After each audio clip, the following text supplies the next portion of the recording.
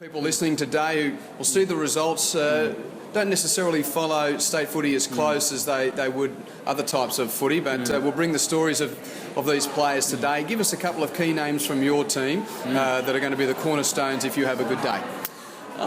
Look, it's hard to sort of name them out, but look, I suppose Matt Logan's been super for us this year. He played in 2009 and his improvement has been huge this year. So yeah, really impressed with him. Look, you can look at other guys. Even at the other end of the scale, you've got Ash Evans, who played for Mount Gravatt in 2007. He's a bit of an unknown, but he's a Rolls Royce. He's played a lot of good footy, and he's a very talented footballer. So he's one certainly to look out for. And then probably the other one is up forward. You've got Jamie Hackett, who's a real X factor, can do some special things which I haven't seen blokes do on a footy field. So he's certainly a bloke who to watch out for. So, confidence or nerves of what you've done before you going into this, the last dance of the year? I've been there a couple of times now, and I'm always nervous before them, but it's more the fear of losing is what it is. It's not about the game, it's just that fear of losing. You never want to have that feeling. I've had that feeling, but I've had the good ones too, and it's just such a special thing. And so it's certainly confident. We should be confident. We've just got to go and do the job. Paul Shelton from Morningside, as we've just seen the two teams line up and hear the strains of the national anthem. So the official lead-in is all but complete. We're about to see Morningside and Labrador battle for the 2014 QAFL Premiership. So you were saying, Al, you were having a chat to David Lake, or hearing his address, the Morningside coach, speaking about that issue of the fact that unbeaten to this point of the year. Yeah, he just had a very simple message for them at the start, Q, as he got them all in a huddle and revved them up for the pre-game talk. It was basically 2 hours pain for a lifetime of memories, and he really emphasised the importance of getting away to a good start, because in the two games that Morningside has beaten Labrador in, they've got off to a flyer, and then Labrador has been able to stick with them throughout the game. So he was emphasising to the players, we'll get away, we need to get away, and then they'll stick with us. So it's important to get a good start. The two coaches today, really interesting stories. Steve Daniel, 11th grand final as a coach. He's a former Richmond under-19s player, unfortunately involved in a car accident in which two passengers apparently deceased when he was a youngster, which sort of cut short his aspirations to play high-level football. He was a senior coach at Mount Waverley at age 22 in Victoria. He's been coach at the Northern Bull Ants in the VFL and worked under Dennis Pagan at Carlton. Also had a stint at South Cairns. David Lake had 6 pretty successful seasons at Mount Gravatt, making the finals every year, won the 2007 flag, but he played at Morningside in 87, 88 and 89. He won a flag with Fitzroy in the under-19s back in 1982 when they beat Melbourne. So those were in the days when all the VFL teams had their reserves and the under-18s as well. And just recently he coached PNG to the International Cup win over Ireland at the MCG. So highly experienced coaches and both with very interesting footy stories to tell us. Now, one of the great things of coming out on grassroots footy days like this, you get to learn about all of these individuals that love the game and provide so much to the game beyond that top level, which is exposed so regularly. And of course, as far as grassroots footy is concerned, we're here at the QAFL Grand Final today. This time tomorrow, Alistair and Zane will be in Bundaberg for the Bundaberg Rugby League Grand Final, while we bring you the AFL and the NRL and all the top level footy. Great at this time of year to get out to the grassroots as well. And Zane's a pretty happy guy, not only about going to Bundaberg tomorrow, but the turn in the weather as we're about to have the opening bounce. Zane. Yes, I've actually made my way out onto the playing surface, so to speak, just inside the boundary. And yes, I'm looking forward to being a little bit closer from outside the shed, and looking forward to a great game of footy, because both of these teams, they can turn it on when they need to. And Morningside, you'd hate to go through a season undefeated and lose the last game of the year. But as we know, Labrador have done it the tough way. They've got every reason to think they can win today as well. Yeah, and those spurts that Al spoke about in round one, when Morningside won by 6 goals, they kicked 6 goals to 1 in the first quarter and then 5 goals to nothing in the third term that day. So when you think of that, 2 quarters or half a footy where they've kicked 11 goals to 1, yet only won by 6 goals. And in round 10, they put on a 5 goal to nothing second quarter, which helped them to a 57-point win that day. But this Labrador team is certainly the best one that we've seen all season. Who's your tip, Stars? I'll have to go with the Panthers, mate. We're a Panthers family from a long way back, so we'll stick with that, I think. Of course. And Beth Yeah. Newman, our special guest commentator today. Yeah, definitely the Panthers. I think they'll be too good. We're going to get a close one, Beth? I hope so. I'm hoping. I've been praying for it to be a close one, but I'd say probably like 3 or 4 goals. Okay, well, that's close enough. That'll keep us on the edge of our seats. Hope you can enjoy the AFLQ Grand Final. And Al, I always give you the opening bounce when we do footy. I'm glad you're doing it today. Gives us a chance to look at a few more numbers. Good luck. Bear with us. We'll give you the best story that we can through QAFL Grand Final day. Great to have your company with us. Clark and Mollison in the middle, and it's Shelton with the first kick of the match going forward for Morningside, who are kicking to the northern end. Jacobs couldn't take it for the Tigers. It's on the wing, going to be driven inside the 50. Morningside towards Aby, fisted away from him. No one can rove the front of the pack. Needs to be cleaned up in defence there. Good tackle, and coming through his Russ of Morningside. Gives a hand pass to Gordon. Shot it. Goal. A tumbler away to the right. And Gordon with the opening score of the QAFL Grand Final are behind a Morningside. Labrador yet to score. That's a good matchup from the start down there, Al. Kurt Nicholas on Kent Aby would have been something they've done many, many times, I would have thought, over the last 5 or 10 years. And Kent Aby, a 200 game plus player for the Panthers. He's played every game this year and he's kicked 60 goals for the season as the Tigers extricate the exit. First kick was okay, it went to Davey, but then Davey has kicked it beyond defensive 50, a turnover, and Morningside's got the footy. Goes back inside 50, Dalton goes long for goal from 55, and he has put it across the face on the bounce and over the boundary line for a throw-in for the Panthers in the left forward pocket, with a breeze just coming across the ground here at Lashin Park, Yeronga. So Morningside in attack from the throw-in. No real clearance there. Chance for the Tigers to keep it in. Matthew Clark gets his hands on the footy. Nice little 1-2 there. And he's working the goal line. Still deep in defence. Labrador under pressure. It's kicked clear in desperation by Brett Davis for the Tigers, but he's kicked it into the fans on the hill. That's out of bounds on the full. Free kick for the Panthers at right half forward. You got to move it quickly inside the 50. Long shot towards goal is away to the right, but pretty good piece of play to see the opportunity there. It came from right half forward. The kicker on that occasion was Alistair Nash. It's 2 behinds Morningside. Labrador yet to score. And Nash has been involved a lot so far in the first couple of minutes there, Al. Just cutting off some of those back 50 exits by Labrador. So Matthew Clark has to chip to himself. Runs past the pressure and floats a wobbler beyond defensive 50. So wobbly that Ben Nolan Rowe was there for Morningside. Could have taken an uncontested mark, but the ball dipped on him. Tried to take a chest mark. It just evaded him and he fumbles it over the boundary line. So a throw in between wing and left half forward for Morningside. The Panthers are taking the left of your radio dial in this opening term as the ruckmen go at it. Shelton's at the coal face. He's fiercely tackled by Jesse Ridd of Labrador, and another neutral as Shelton, who we heard of in the leading, gets up, throws the ball to the umpire. Ball's tossed in the air. Joshua Clark for Labrador got the tap down at the ruck, but no foot soldier to clear, and we'll have another ball up with Morningside 60 from goal at left half forward. The Panthers 2 behinds lead the Tigers yet to score. Haven't spotted any hard tags in there, Beth, around the clearances. I think it's too hard to tag some of these players because they've got so many good players on both sides. You'd like to tag a Davey or a Shelton, but you're going to nullify it by the fact that they've got one on the other side as well. Ridd just went very hard into the pack for Labrador. Looked like he might have got one high, but we're going to have a ball up 40 metres from the Panthers' goal. Tapped down by Mollison, slapped on by Shelton, but taken by Jacobs at the back for the Tigers. His floating ball is out of bounds on the full. The wind did assist that. It's coming across the ground zone. Yeah, there is a fair gust there, Al, going right that way towards that eastern side. Four's kick is a beauty, and coming out and marking it left half forward is Logan. Logan's probably too far out. He's on the boundary line. He goes towards the pocket. The lead from Aby. Up he goes in front. Over the back it goes and out of play for a throw-in next to the left behind post. Morningside 2 behinds. Labrador yet to score. Rain is cleared. Pretty nice afternoon for footy here at Yeronga.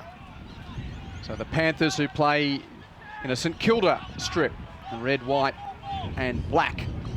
And their theme song is along the lines of the Melbourne Demons theme song, but they substitute red, white and black instead of team of the red and the blue as Labrador gets a clearance from the throw-in in the pocket. Strong tackle ensures that Brett Davis can't get clear. He's almost, was it Davis? don't think it was Davis. Nonetheless, he's caught for holding the ball.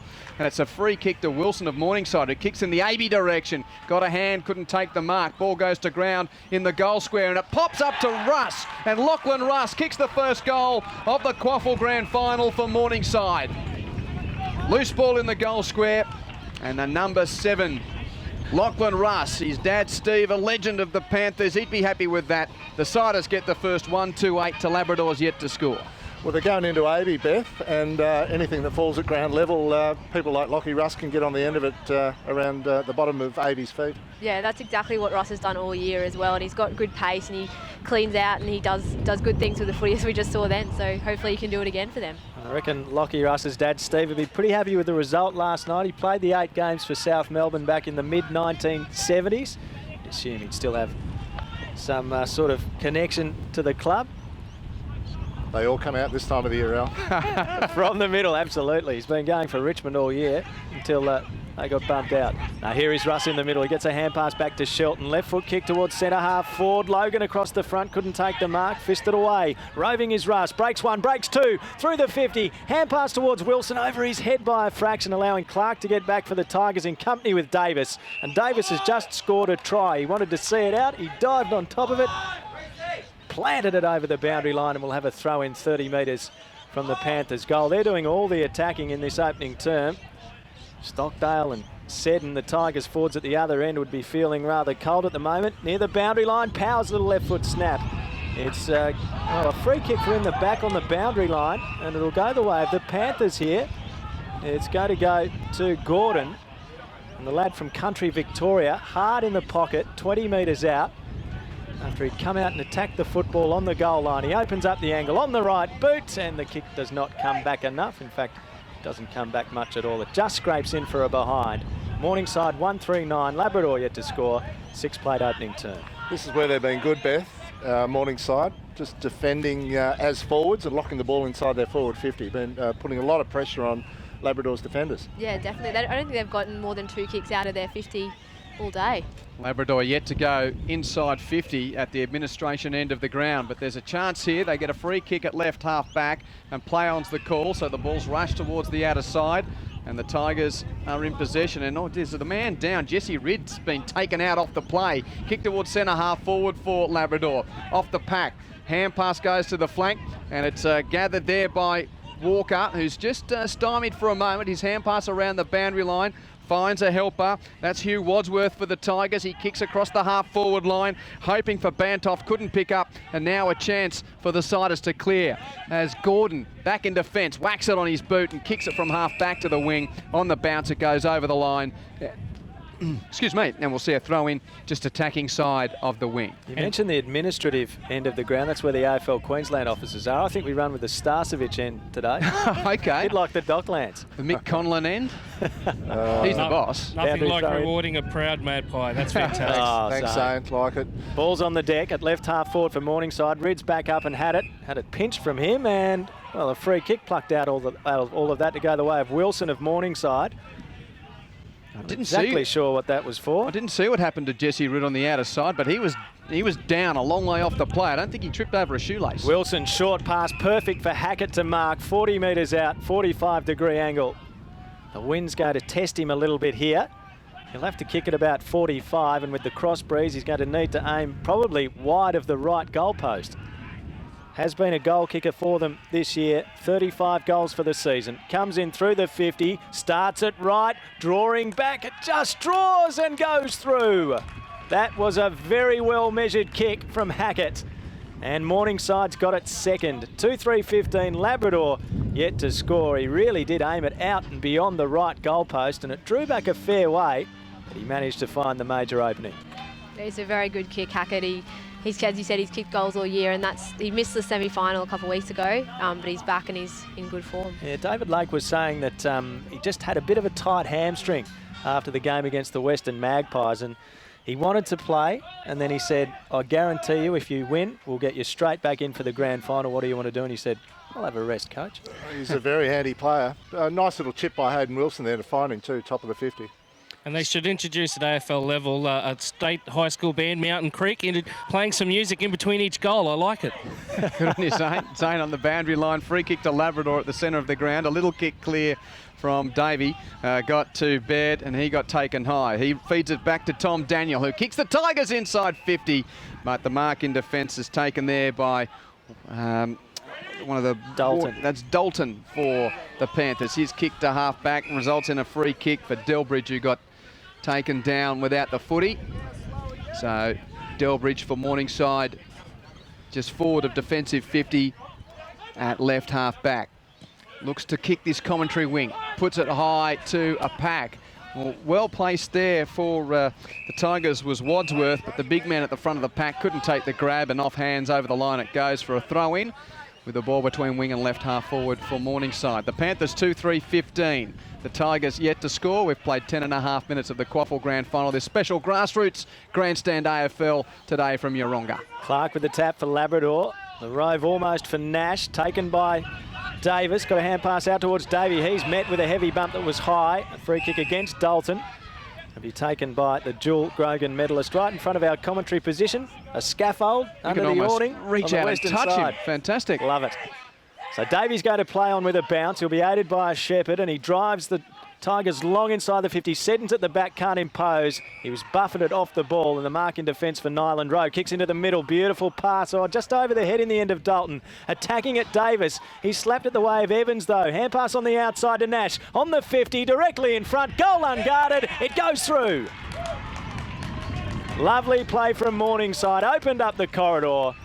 And they're opening up Labrador at the moment. 3-3-21. The Tigers yet to score. 11 played opening term on grandstand QAFL. It's a very ominous looking signs from Morningside early. They're really dominating today. Just running out of defence down there, Beth. Was it Nyland Rowe that took the mark yeah. that got out in front of his forward and rebounded straight away? Coming through the centre corridors. There's a fair breeze here. It's actually pushing right at us, right across the ground. And when Ryan Davey won the toss, he was quite happy to kick to the southern end, or the admin building end of the ground. And you would have thought it's possibly even favouring the other end, the way it's blowing at the moment. It's a bit hard to read, really. It's coming from everywhere. Yeah, it seems to be carrying okay down at the river end. And Ryan Davies just come off too, boys. I think he's just feeling a little bit of the effects of that hit, but he'll be back on shortly. And from the ruck contest, Shelton is down and looking injured in the middle of the ground. And we'll see a secondary bounce, and yes, Paul Shelton very slow to get to his feet, and he's struggling to even get on his footy boots there, trying to get himself up, and he's trying to push away the trainers, and now he's fallen down, taking a step or two away from where the next bounce would take place. He's got to be taken from the ground. Yeah, he's not in a good way. He's a tough customer, Paul Shelton, but for him to be stumbling like this, Beth, it's not a great bad look. way. He's pushing the trainers away. He's almost trying to fight one of his own team officials there to keep him. So he wants to stay on the ground, and he's trying to. Now, as he's coming from the field, he can hardly lift his legs up and stay upright. Paul Shelton. Under modern concussion rules, his day's over. You've got to be. Got to come off. Long-time doctor of the Morningside Panthers, Dr. Mark Gregg, is bringing him off the ground, and rightly so. Well, that is a huge blow as Shelton comes from the ground, place where he started in the middle, and that's just flared a few tempers out there, and there's going to be a free kick going Morningside's way. Sam Four receives the free kick. Hand passes to Hackett, who's now at half back. He gives it off to Brown, and the Tigers now having to defend as it goes through the legs of Davis at half forward for Morningside. Davis there at half back for the Tigers. Ball on the deck. Plenty of players around the footy. It spews out Hackett's way for Morningside. He's 55 out. Kicks to the goal mouth. Almost a chance for O'Donnell at the back of the pack to take a mark, or in fact it was Upton there in the goal square. Couldn't control the footy. Over the line for a throw-in. Zane. Yeah, not too good for Paul Sheldon. No, just talking to him now, obviously doing the concussion test, but you'd think the way he was falling down, I wouldn't like to see him back on the footy field. And I'll just ask Craig, what are the rules at community footy level about concussion? Oh, very similar to the high level, Q. To be able to satisfy the doctor. Reece Power has just snapped out of the pack from 25 metres out directly in front and landed another one for Morningside. 4-3-27. Labrador yet to score. 14 played. Sorry, Craig, but a bit of action there. Nice goal from Power. He's been a revelation this year for the Panthers, only 19. He's a nice little player, Reece Power, but going back to that concussion test Q, he'll spend a fair amount of time on the boundary line with the doctor, and if the doctor's not satisfied, he'll take no further part. So concussion rules at every level of AFL footy are now fairly well standard. So really good to see. Sending guys back on with bad head injuries is a risk the game doesn't need to take. Power was runner-up in the Rising Star at the awards. Is that right, Beth? Yeah, he was. A very close count, in fact. So restart in the middle, half a chance for Clark for Labrador, but he was dispossessed, and the ball rumbles towards half forward for Morningside. Delbridge is claiming he got high contact, and he will get a free kick for the Panthers. This is looking ominous early for Labrador. Delbridge has got support running on out in the right. That's Nash. He receives 55 out, kicks in the AB direction, but Davis got in front for Labrador to punch it over the boundary line, and we'll see a throw in the right forward pocket for the Siders. Morningside 4-3-27. Labrador yet to score. Quentin Hull, Alistair Nicholson with the call. Zane Bojak on the boundary, and Craig Starcevich today, joined by our special expert commentator Beth Newman, the community footy writer for AFL Queensland, with her great knowledge of this competition as a part of the broadcast today. From the boundary throw in, Hackett's at the back of the pack, puts an up and under kick, which goes to ground about 30 metres from goal. Here's a chance for Davey for the Tigers. He's dispossessed. It comes out Morningside's way. Russ with a quick hand pass. Doesn't really find a teammate. Messy footy 25 from Morningside's goal, but picked up by Walker, who clears for Labrador, but not for long. Nash grabbed it, took on the tackler, was taken to ground, and the umpire says mine. A fraction lucky there, Alistair Nash. He didn't have a lot of prior opportunity, but he chose to take on the tackler. Now he's slapping forward. In defence, it's Clark. He gets a hand pass away, and they will clear it here, the Tigers. Late tackle. It should be downfield. It will be. And it'll be a free kick to the Tigers at right half back. Burke just letting his opponent know that that wasn't on. So Davis has got the ball inside defensive 50. He's a little bereft of options at the moment. He gets a lead short from Matthew Clark. That's ignored. He's going to kick long. That definitely hung up in the breeze a bit. So Morningside definitely favoured by the breeze. No mark taken. Going the rove is Delbridge. He picks up on the edge of the centre square. Poor kick. Maybe okay though. Hackett sliding to ground. Tackled by Featherston. Ball locked in. Umpire lurking. And he'll throw it in the air inside the centre square. Featherston not been overly involved lately. He's another former Grogan medalist. Well, you'd almost think that there's twice as many Morningside players out there. So dominant have they been. Great tap down from Upton there as ruckman to Russ, whose rush kick inside 50 is well gathered by Gordon. Terrific smother coming across his bows. Liam Burke threw his hands across the kick on goal from 40, and he's forced to neutral, and a free kick goes Labrador's way. As one of the Tigers got to the bottom of the pack there, that was Burke himself. So well done. He not only made the smother, got to the bottom of a pack, got a free kick for a push in the back. He's kicked a half back to Seddon, who's a long way from home at half back. 1-2 hand pass exchange with Featherston. They're in trouble, the Tigers. Great pressure from Morningside. They've forced a stoppage. Kinch getting in there to force a neutral at left half forward for the Panthers, and we'll see a ball up. 60 from Morningside's goal. Back to Zane. Any news on Paul Shelton? What can you see there? I know, he's still with the medical staff. They're watching him closely. I can tell you Davey's back on for Labrador. That's a big boost for them. Thanks, Zane. No clean takeaway from that contest. They're completely under siege down there, aren't they, at the moment, Beth? But Labrador just starting to even up a few of those little contests around stoppages. Yeah, they're winning some of those more defensive contests now. At least they're not kicking goals anymore. Upton's kick inside the 50, back with a flight. Power clattered into. Great play by Davis. He got a hand pass out towards defensive 50. Matt Clark's in trouble. They all tackle him, about three of them. Comes to Jacobs. He's tackled and dropped it. Burke goes. He's tackled and dropped it. Ferocious stuff. Morningside to lock it in. Baird had it, lost it. Kick from Gordon. Cleaned up at the back. Daniel. Oh, he's going to be tackled. That's holding the ball for sure. Daniel lacking awareness. He's mown down from behind, and another shot at goal coming up for Morningside. Powers go to take it directly in front, 40 metres out. He's a bit unlucky, Tom Daniel, Beth, there, wasn't he? I mean, he was trying to burst his way through, looking for options up the ground and nothing presenting, just held onto the ball a little bit too long, got caught with a footy. Just trying to generate something down there. Boys, I can't believe it. Shelton's gone back on the field. He could not walk. He was in a different postcode only 10 minutes ago. Here's Power, kicked 4 goals against the Magpies in round 18. One today, that's a helicopter Kernahan that doesn't make the distance. And it's cleaned up in defence, and bursting out of defence for Labrador is Walker. Has a couple of bounces, runs the defensive 50, drives a long kick to the outer side. Nice use of the body from Warren to let it go over the pack. He gathers and kicks inside 50. The leading target, Stockdale, takes a mark on his chest right on the 50. And Nick Stockdale, one of a handful of Labrador players who played in the grand final in 2010. He's 60 out, goes with a long right foot drop punt to a vacant square, but right on the last line. Getting back is O'Donnell to take the defensive mark for Morningside, and they are out quickly. He's got a man in Evans in the pocket. 1-2 hand pass exchange, doesn't come off. Unfortunately there for Morningside, with Dalton trying to get it back to Evans, but Dalton's hand pass missed its target. So we'll see a throw in right half forward for the Tigers. Yet to get a score here. Morningside 4-3 to Labrador's nothing.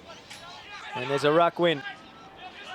Bantoft was in there near the boundary line. Hand pass flicked back inboard by Clark. Kick inside the 50. Wadsworth couldn't impose himself in that marking contest, and it's taken out of play by Dalton. And right half forward for the Tigers. This is Labrador's chance, Beth, now just to lock it inside that forward 50 for a moment or two and try and generate a scoring opportunity. Boundary umpire throwing it straight back into the teeth of the breeze. Shelton, little kick at it, smothered. Davey gets a hand pass as he was tackled. Comes to Ridd on the 50. Hand pass inboard looking for Williams. He can't get on the end of it. Brown's going to clean up. Well tackled, dispossessed. No legal disposal. Holding the ball. And the Tigers will get a shot directly in front, 40 metres out. It's going to be Featherston, the man who's held his nerve with late goals in the two previous finals to get them into this grand final, and gee, they need to land a blow here. They haven't scored yet, and we're at the 21-minute mark of the opening term. Featherston comes in on the right boot. It's fading right, and it's through for a minor score. Morningside 4-3-27. Labrador 1 behind. We've played 21 minutes on Grandstand's coverage of the QAFL Grand Final for 2014. And Morningside were really flooding that back line just then. Kent Avey was down at back pocket almost, which is crazy for the full forward. Tomlinson with a long kick into a pack, and Morningside underneath. Nash, the original distributor, and now Shelton. Looks like he's got his marbles back. He kicks clear from centre half back towards half forward, a one-on-one, and Power takes a good contested mark against Davis. And with this, Breeze has probably got the range from 50 out directly in front. He backs himself with a low drop punt, but he's hooked it. Never looked that great off the boot. Another behind. The Panthers 4-4-28 lead. The Tigers 1 behind, 22 minutes first term at Yeronga. From the kick in, mark taken by young Butterick. And Butterick's got it 30 metres out from the goals. He's defending at the northern end. Gets a lead from Walker. That's ignored. He's going to go longer. He wants Featherston to take a mark against two. He did well to make a contest of it in the end, but couldn't take the mark. It's near the boundary line. Gordon miskicked. Strong tackle on 4 by two Tigers. And the ball is locked in and will be thrown in the air 65 metres from the Morningside goal. Craig, you get the sense that Labrador are just starting to find the tempo here. Yeah, just trying to lock down a little bit here, Al. Beth and I have just noticed just their tackling pressure around contests have been a lot better, and that gives you a chance to compete. That shot at goal generated by Todd Featherstone down there came from a free kick, so they need a little bit more of that, Beth. Boundary throw in on the western side, just to the left of our commentary position. Tapped to the front by Mollison. The rove was Davis. He was immediately tackled and the ball's not coming out. Another stoppage. Ground looks terrific. The big AFL Queensland logo right in front of us. The surface is immaculate here at Yeronga. From that contest, it's taken by Kinch, who's not really been sighted near the boundary line. He kicks inside the 50. Avey had to spoil away from his opponent in the end, who'd taken front position. Nicholas, then he gets a hand pass to Gordon. Opens up the angle on the right. Bending ball, hits the post. Hits the post about 1.5 metres from the top of it. 4-5-29 Morningside. Labrador 1 behind. They were inaccurate in the first term against Palm Beach Currumbin in the major semi as well. When Morningside 1 goal late in that first term. They could be, well, they're up by 28, but they could be up by about 40 here. And I've got Gordon for 3 behinds as Nicholas marks a short kick in for the Tigers. Now kicks to a pack beyond half back, off hands. Logan's there, gives it to Gordon for Morningside. His hand pass is intercepted, and now a chance for Labrador on the rebound. The kick goes wide to the leading Stockdale out on the half forward flank. He can't reel it in, and it's over the boundary line for a throw in. A kick and a half from goal. Almost true midpoint between wing and half forward for Labrador. Morningside leading by 28 points. The Tigers yet to kick a goal in this grand final. Reid with a back-fisted spoil, couldn't really find anyone, and Nash has a chance to kick clear for the Panthers. From left half back, he does kick to the wing. Gordon couldn't mark, just nudged out of it by Jacobs. Ball stays in play on the wing on the deck. Players pile in. Well, Shelton's there. He's wrapped up by Jacobs, and that's a neutral. And Nathan Kinch comes in to pick up his old mate, Paul Shelton, and we'll see the ball thrown up. A ball up, just attacking side of the wing for Morningside as we approach the 25-minute mark. It's near the boundary line. Shelton, good hand pass. Wilson on the left, sends it towards the 50. The Tigers have got it covered, and Turner sees it out of play. Just watching Dustin Gordon. He's from Irimple near Mildura in Victoria, and he plays like the typical country footballer. Just punching it forward, throwing his body in everywhere. He's had a bit of it, Al. I've got to say, this first quarter, he would have had it 6 or 8 times already. He's had a chance to kick a few goals as well. It's inside the 50 for Morningside. Delbridge is over it. He's locked up. The ball's not coming out. So as we tick up towards quarter time, Morningside having made the first real play in this grand final. And we've got a real treat at the breaks as well, with the coaches allowing us to get into the huddles at the breaks. Kinch to Hackett, to Kinch near the boundary line. Hand pass to Wilson. Squaring ball on the left boot will be marked. Evans dropped it. Roved by Gordon. Hand pass Evans. Goal. From the goal square. I thought Evans had messed that up, but Gordon was there to give it back to him. Evans gets his first. It's been a big week or so for him as the family welcome their first young Huey. He's a very happy man as he celebrates that goal, and Morningside has 5. 5-5-35, Labrador 1 behind. 26 played. We have the luxury of the buglist at Carrara for the Gold Coast Suns games. We've got the band here at That's only a tape. We've got the real thing here at Uriah. I like it. Dustin Gordon's been terrific, Beth, first quarter. Yeah, he's been fantastic. He's really found the goals. He's just got a bit of X factor about him, just able to kind of use his body really well. So 5-5-1 behind all Morningside in the first term. That's a pretty poor bounce in the middle, and it's going to be recalled by the umpire, as any hint of that rain we had is basically gone now. There's a few fluffy white clouds in the sky, but generally gorgeous Saturday here for finals footy. As Mollison got the tap for Morningside again. Russ involved. His hand pass taken by Logan on half forward. Decides to go back defensively to Shelton. 60 out. Shelton's kick to an open goalmouth. Goes over the pack and rolls towards the goal and is scored through by William Jacobs of Labrador for a rush behind. Another score to the side as 5-6-36 plays 1 behind. Jacobs to kick in for Labrador. He'll go to the pocket. Walker takes the mark, but under some pressure from Logan. He was crunched as he took it. He's got it on the boundary line. Still deep in defence. Story of the day down there, Alf. If you're a Labrador defender, you've been under pressure pretty much from the first bounce. High kick towards the wing. Didn't stay in. The wind really got a hold of that. It's out of bounds on the full. Free kick to Morningside right in front of the Labrador interchange. Nash is going to take it. Nash goes short. Russ is all on his own hill mark at left half forward. Still 2 kicks from goal. Sends it long towards the teeth of goal. Aby's in the pack. Up he goes in front. That was a big key forwards mark. Wonderful grab. And there's a bit on off the play as well. Not happy there is Turner. That was a very powerful grab from Kent Aby. Originally from Tassie. Grew up in Ulverston on the northwest coast, and he's been in Queensland for a long time. He's done that plenty of times over the journey too well.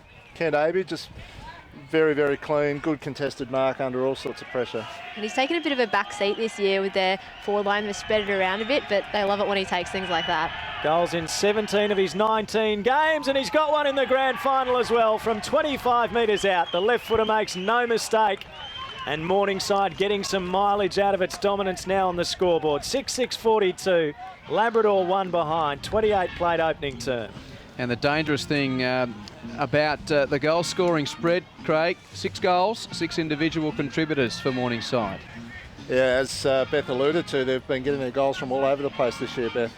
Yeah, they've really spread it around, and I think the scary thing is some of their midfielders are the ones kicking their goals, like Russ and those kind of guys, and when they're on form kicking goals, that's to worry when you're the opposition. What about number 10 back out there, and as if nothing's happened, Paul Shelton? He is a tough nut. He is. Yeah, Shelton going off and hardly even able to take himself from the field a short time ago. Centre bounce, another clearance for Morningside. Delbridge gets his boot to it, rushes it towards half forward. It comes back towards the centre of the ground. Shelton picks up, hand passes to Spackman, the ex-Lions listed player. Spackman kicks inside 50, but very wide, and it bounces in front of Aby and goes over the boundary line for a throw in 40 metres from Morningside's goal. There's a couple there, and Tyson Upton playing his 200th game, and Spackman haven't seen a lot of the footy yet. Well, you know, they're already on top, Morningside, and when some of these other guys start to get a bit of the football, it could be very, very ominous for Labrador. Pretty tough footy to win from that throw in at right half forward. Featherstone trying to throw his weight around but couldn't get it clear, and it's locked in. We'll see a ball up. 40 from Morningside's goal. Approaching the half-hour mark. Labrador needs quarter time just to settle things down here. Aby got the tap down, but Seddon's underneath it for the Tigers. His hand pass to the dangerous side of the pack is going to come off, and Labrador, through a chain of hands, can clear from half back. It's going to be booted forward now from half back towards half forward. Wide running attempt from Matthew Clark, is it? Yes, Matthew Clark takes the mark. 70 from goal for Labrador. Just about their best so far. He goes short, and I think that was the distributor who's gone on. Was it Kieran Daly who kicked it from half back? Yep, Daly now presents 60 from goal, takes it for Labrador, kicks it to the pocket. It really does waver in the wind, and Wild with the defensive fist for Morningside thumps it over the boundary line for a throw in deep in the right forward pocket for the Tigers. It's a hard side of the ground to attack from, isn't it?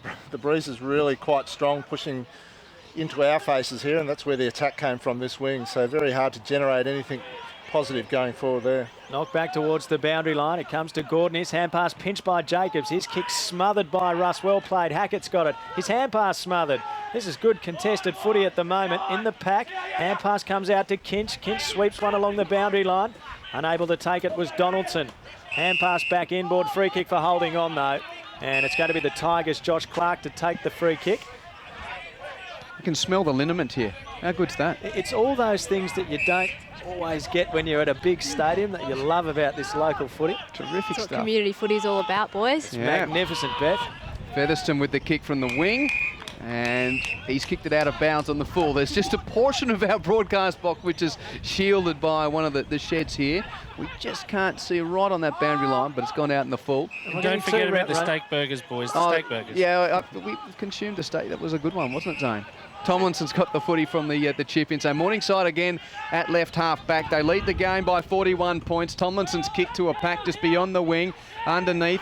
Gordon's there. He's had a huge first quarter. His hand pass doesn't find a teammate though. It's picked up by Davey of Labrador. On the wing, the Grogan medalist kick forward is poor, and Brown gets back in the hole to take an uncontested mark for Morningside. All the Panthers, they lead 6-6 to 1 behind first quarter of the QAFL Grand Final. Hand passes to Shelton to Nyland Rowe. His precision kick very good to O'Donnell, who marks defensive side of the wing in front of the Panthers interchange or just behind it. Had a big year, this young fella, Beth. Yeah, he's been super, and he hasn't lost a game since 2012, so, you know, he's a good omen for the side just being there. Kick towards Upton, couldn't quite mark. Power goes in, loses it. Featherstone needs to get involved. Kicks to half forward. Good diving mark taken. It's Wadsworth who's got it at right half forward. 2 kicks from goal. Can they pinch one late? Lead comes from Stockdale. That's where the kick goes. Back with the flight. O'Donnell got a hand. Shelton picks up for Morningside. Hand pass. Round the back it goes to Tomlinson. To Delbridge by hand. Hand pass over the top. Oh, they've messed it up here, but I think a free kick coming back. Is there? No, thought I heard a whistle. Play goes on. Morningside come clear. Nash gets a hand pass. And then a long kick towards Kinch, who marks it left half forward. Dalton, the supply from half back. Kinch chips short, and marks taken by Power. Power's too far out, and that's 70 out at left half forward. Gee, they've got some numbers back, Labrador, haven't they? Got about 8 or 9 defenders down there, Beth. Got to be close to quarter time. Power kicks inside 50, not a great kick. Oh, Clark dropped the mark he should have taken, but he roves his own crumbs. He's tackled by the little man in Russ, who now dives on the footy, and Clark dives over the top of him, and the umpire says, ball it up. Lockie Russ. He's Give just, him a kick, Beth, for that effort. he's fantastic. He never gives up. One of the hardest workers out there. Tackling the ruckman and getting in low and hard. Thrown in the air. Nash might have got the tap there for Morningside, but Davey ducked his head, got taken high. Just dropped the knees a fraction, but the free kick was certainly there. And Davey to take it for Labrador in the right back pocket. He's looking in the middle. They've got to try and generate something through the middle of the ground. This is where they're coming unstuck, Al, just through half back, picking an option, coming out this windward side of the ground yet again. Daly marked and kicked in the Stockdale direction with 2 to beat. Got Hansel, couldn't mark, and he got to the back too and had vacant pastures ahead of him, but the siren prevented that thrust forward. A dominant opening term for Morningside in the QAFL Grand Final. 6-6-42. Labrador 1 behind. And the goal kickers for Morningside, all individuals. Power, Russ, Aby, Hackett, Nash and Gordon. Undefeated for the season. And they've laid a real marker in the grand final here to suggest that they might remain undefeated. Labrador needing to find something at quarter time, and we'll hear exactly what it is that their coach Steve Daniel wants them to find very shortly, Q. And we'll get in there in just a moment. This is Grandstand AFL. As the first of 600 ADF personnel arrive in the Middle East, nobody's thinking about them more than Defence Minister David Johnston. But there are rumours he won't be in the job much longer. Well, look, I just don't worry about any of that because I'm here for a relatively short time in the history of the institution of defence in Australia. Defence Minister David Johnston is on Sunday Profile. Join Richard 80, Sunday night at 9 on ABC Local Radio Queensland.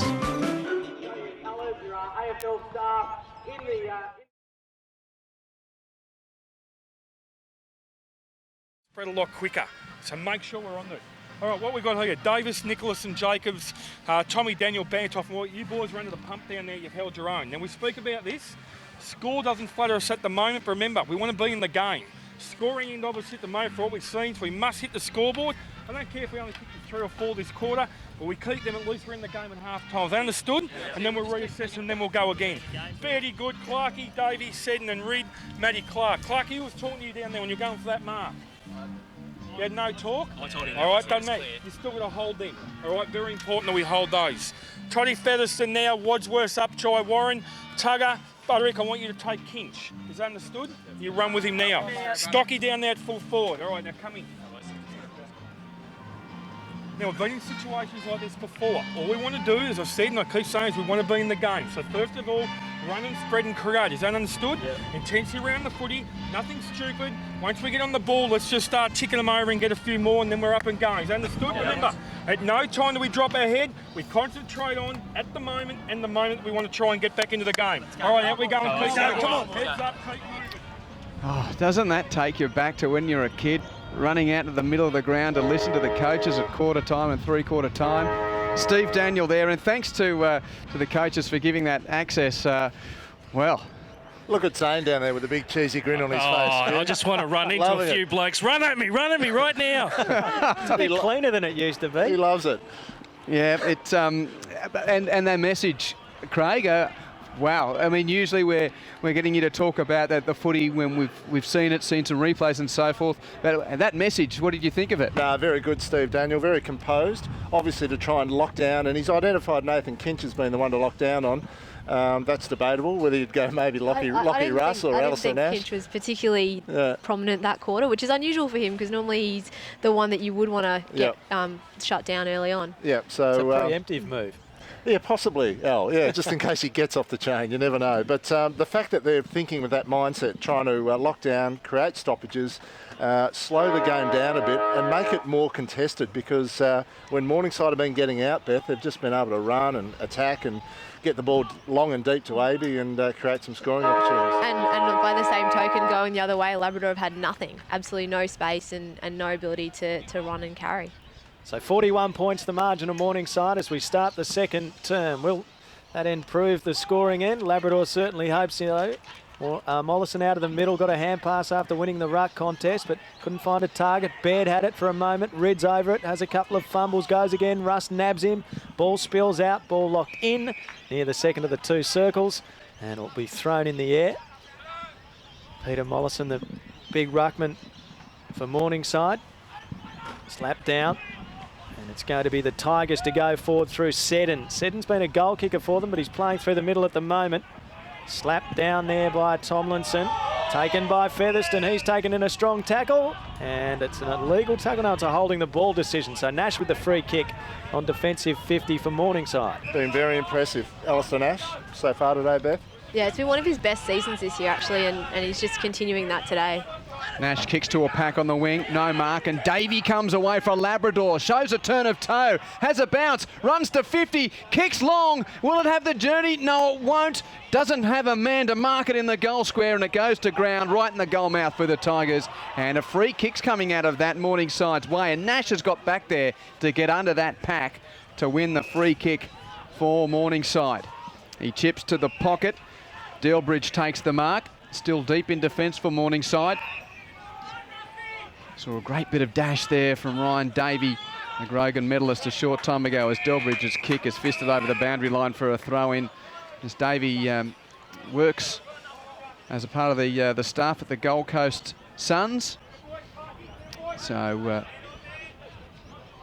exciting bit of play, wasn't it? Yeah, it was. They need the ball in his hands a bit more. Good toe. Just didn't have a big man to get underneath the mark. Russ is underneath another throw in. His hand pass intercepted though, and Davies once there. Again there for Labrador. 1-2 hand pass exchange with Seddon. The kick inside 50 by Davey is marked.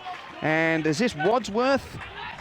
No, it's not. It is Matt Daniel. Matt Daniel with the mark for Labrador. 30 metres out directly in front. Be the coach's son, Beth, wouldn't it? That is Matty Daniel, yep. And those two passages of play, I guess, with Davey taking the forefront, that's the kind of thing the Tigers want to see, and kicking goals as well. He's kicked the goal. Labrador with the first major for the Tigers.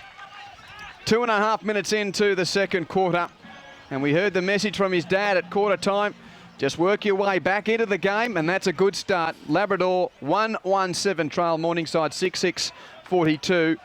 And as much as that breeze was coming into our faces here on the western side of the ground, there is a Morningside flag out in the hill which is being tugged quite a bit to the left as we look at it. There you go. On cue, you get to hear a bit of the wind in the sound effects microphone. So it does perhaps look like that is certainly the scoring end. So the first goal for Labrador comes at the 2-minute mark of the second term, and will that get them going? We wait and see. No takeaway from the middle. Secondary ball up. I think part of that goal, Al, was the fact that Ryan Davey had his... he was the one that created the inside 50, so the more he gets it... Great tackle, must be holding the ball. Delbridge took on the tackler, umpire's going to ball it up. Oh, he really did take him on then. Yeah, you're right, Davies' start to this second term, only into it a couple of minutes, has been very explosive. Thrown in the air, tapped down, taken by Red. Hand pass, was a turnover in the end, but a very good tackle by the Tigers and a free kick to go the way there of Williams. Well played. Taking him on there for Morningside was Upton, and they've worked it out towards the wing. Davies got it. He kicks inside the 50. Stockdale sandwiched in the packet, get to the back. Josh Brown's there first for Morningside, and he rushes it through. Was there any pressure there? I'm not sure about that. Going to be a kick in. 1-2-8 now Labrador, Morningside 6-6-42. They appeal for everything, don't they, the forwards in that situation? It doesn't matter how far away you are from the guy that's rushed it through. You'll put your hand up and ask the umpire the question. That's just the rule of being a forward, isn't it? Yep. Upton marks at half back for Morningside, hands it to Spackman. Spackman's kick wide to half forward. Aby's there, a long way from home. Morningside go inside 50 again. Logan the leading target. Good spoil from Jacobs of Labrador, and the Tigers a chance to clear from half back. Seddon runs through centre half back, wants to take them on, has two bounces. The second one went over his shoulder and he lost it in the middle of the ground. So Shelton picks it up. 1-2 hand pass exchange there with Russ. Shelton runs into a tackle. Got a hand pass inside 50. Bit indiscriminate, but it ends up in the hands of Four. Four kicks on goal. There's Labrador a whistle. Free. Whistle. Been a high fend off. So that must have been just behind the play. Four kicked behind, by the way. So not an ultimate price paid there by the offender in Hayden Wilson. And Tom Daniel is going to take the free kick for Labrador at left half back, or just inside defensive 50. And just looking back on that first quarter, Al, 6 goals to nothing in that first term for Morningside. We spoke before the game in round one. It was a 6-1 first quarter for Morningside, and they kicked 5 goals to nothing in the third term. And then the second quarter of the round 10 game, they had a 5-0 quarter. So yet again, that blowout quarter has been a little costly for Labrador early in this grand final. They have certainly lifted in this second term early stages as the ball's locked up at left half forward for Labrador. Josh Clark and Mollison off their hands. Probably shared it. Spackman, the Rove. Used to work in the Lions shop selling merchandise before he was taken as a rookie in 09. He's tackled and the umpire's going to throw it in the air near the boundary line, approaching left half forward for Labrador. Mollison the tap down, roved by Davey. Davey's strongly tackled, maybe a fraction high by Russ. Umpire's going to ball it up again. Davey's really getting in on the end of it. Starting to step up, isn't he? Clark tapped it down, Russ the rove, his hand pass. Only as far as Davey had cut it off, and then he got pushed over the boundary by Delbridge. Another throw-in coming up, ball's hardly moved. He's in everything, isn't he, Ryan Davey at the moment? But Seddon's run through the middle of the ground there before. Really good intent by Labrador. At the moment, they're just looking like they're playing with a bit more purpose this quarter. Throw an attacking side of the wing. And O'Donnell tried to belt it clear. Pretty messy around that stoppage. And over the boundary line. Still just attacking side of the wing for the Tigers. Not too far away from their supporters group, which is sitting on the hill here. Morningside 6-6-42, Labrador 1-2-8. Early stages, second term. Throwing goes to the back of the pack. Chance for Tom Daniel. Kicks Labrador inside 50. The hands of Wadsworth failed him, and it's picked up by the Siders, and they can clear through half back. It ends up with Power, who has a bounce in the middle of the ground. His short kick to half forward is marked just by Wilson, close to the ground. 60 from goal. He hand passes to Shelton. Shelton's got a runner beside him in Upton. Receives the hand pass. He's 60 from goal. Kicks to the pocket. Kinch was the target, but had it spoiled away from him by Butterick, and we'll see a throw in the left forward pocket for Morningside. That's that matchup the coach was talking about. Butterick on Kinch down there, Beth, and Butterick's squared the first one. Yeah, he seems to be really quietening Kinch down. Boundary throw in. Deep in attack Morningside. AB the tap. Seddon near the boundary line. Gets a hand pass that missed a target. Chance for Evans. Takes on a tackle and shrugs it. His kick's smothered. Kicked it into Nicholas. Near the boundary line. Wilson's kick. Did it stay in play or go out on the full, or was it touched? It was touched. It'll be thrown in 20 metres from the Morningside goal at the southern end of the ground. Morningside 6-6-42. Labrador 1-2-8. You're listening to the QAFL Grand Final on ABC Grandstand. AB takes front position. Taps it down. Knocked back into the congestion. Who's going to win it? Hand pass there, came out towards the boundary line to Davey. Davey clears for the Tigers. Good mark down low to Burke. Burke was taken strongly in a tackle after he'd marked it, and now he'll take his kick on defensive 50 at right half back. He gets a hand pass to Seddon. Seddon, his kick very dangerous. Turnover, Power marks on the 50. That was a sloppy kick. Looking inside the 50, Power thought about going quickly. Instead, he hand passes to Tomlinson round the back. Kick towards goal. Is going to hit the post. And clattering into the post for the Tigers. The man running back as well in Seddon. Now, Beth, Seddon's been a real goal kicker for them this year with 45 for the season, but he's playing in the middle and in defence. We've hardly seen him in the forward line. Yeah, I think Steve Daniel's trying to experiment a little bit with where he plays, and he threw Featherston a bit up forward as well. So they've kind of played around with that sort of rotation, and I'm not sure it's quite working for them at the moment because Seddon really is explosive in the forwards when he plays up there. And we found out that Seddon's very tough, but not as tough as Lee Matthews because, of course, he snapped the post when he ran into it. Yeah, that was only the behind post, not the goal post. Now, the inbound from the behind went over the boundary line untouched. So free kick to Morningside. 4 puts it back inside 50. Doesn't find a target, and Labrador can come clear here. The two shaven-headed midfielders combined. Featherston hand passes to Davey, who has a couple of bounces, runs to the wing. His hand pass to Davis. They've got a bit of overlap run here. Wadsworth picks up. 70 from goal at left half forward for Labrador. A high kick to no one inside 50. Get under that and play fair. Shelton got to it, couldn't take the mark for Morningside, and a 2-on-2 pack goes to ground with the ball underneath, and the umpires all sorted out about 20 metres from Labrador's goal.